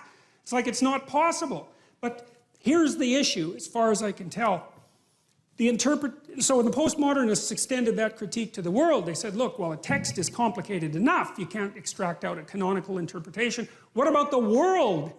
The world's way more complicated than a text, and so there's an infinite number of ways that you can look at the world. And so how do we know that any one way is better than any other way? And that's a good question. Now, the postmodern answer was we can't. And that's not a good answer, because you drown in chaos under those circumstances, right? You can't make sense of anything. And that's not good, because it's not neutral to not make sense of things. It's very anxiety-provoking. It's very depressing, because if things are so chaotic that you can't get a handle on them, your body defaults into emergency preparation mode, and your heart rate goes up and your immune system stops working, and like you burn yourself out. You age rapidly because you're surrounded by nothing you can control. That's an existential crisis, right? It's anxiety-provoking and depressing, very hard on people. And even more than that, it turns out that the way that we're constructed neurophysiologically is that we don't experience any positive emotion unless we have an aim and we can see ourselves progressing towards that aim. It isn't precisely attaining the aim that makes us happy. As you all know, if you've ever attained anything, because as soon as you attain it, then the whole little game ends. Then you have to come up with another game, right? So it's Sisyphus. And that's okay, but it does show that the attainment can't be the thing that drives you, because it collapses the game. That's what happens when you graduate from university. It's like you're king of the mountain for one day, and then you're like serf at Starbucks for the next 5 years, you know? So, yeah. So what happens is that human beings are weird creatures, because we're much more activated by having an aim and moving towards it than we are by attainment. And what that means is you have to have an aim. And that means you have to have an interpretation. And it also means that the nobler the aim, that's one way of thinking about it, the better your life. And that's a really interesting thing to know because, you know, you've heard ever since you were tiny that you should act like a good person and you shouldn't lie, for example. And you might think, well, why the hell should I act like a good person and why not lie? I mean, even a 3-year-old can ask that question because smart kids learn to lie earlier, by the way. And they think, well, why not twist the fabric of reality so that it serves your specific short-term needs? I mean, that's a great question. Why not do that? Why act morally? If you can get away with something and it brings you closer to something you want, well, why not do it? These are good questions. It's not self-evident. Well, it seems to me tied in with what I just mentioned. It's like you destabilize yourself and things become chaotic. That's not good. And if you don't have a noble aim, then you have nothing but shallow, trivial pleasures, and they don't sustain you. And that's not good because life is so difficult, it's so much suffering, it's so complex. It ends, and everyone dies, and it's painful. It's like without a noble aim, how can you withstand any of that? You can't. You become desperate, and once you become desperate, things go from bad to worse very rapidly when you become desperate. And so there's the idea of the noble aim. And it's not something, it's something that's necessary. It's the bread that people cannot live without, right? That's not physical bread. It's the noble aim. And what is that? Well, it was encapsulated in part in the story of Marduk. It's to pay attention. It's to speak properly. It's to confront chaos. It's to make a better world. It's something like that. And that's enough of a noble aim so that you can stand up without, you know, cringing at the very thought of your own existence so that you can do something that's worthwhile to justify your wretched position on the planet. So now the literary issue is that, so look, you take a text, you can interpret it a variety of ways, but that's not right. This is where the postmodernists went wrong because what you're looking for in a text and in the world for that matter is sufficient order and direction. So then we have to think, well, what does sufficient order and direction means? Well, you don't want to suffer so much that your life is unbearable, right? That just seems self-evident. Pain argues for itself. I think of pain as the fundamental reality because no one disputes it, right? I mean, even if you say that you don't believe in pain, it doesn't help when you're in pain. You still believe in it, right?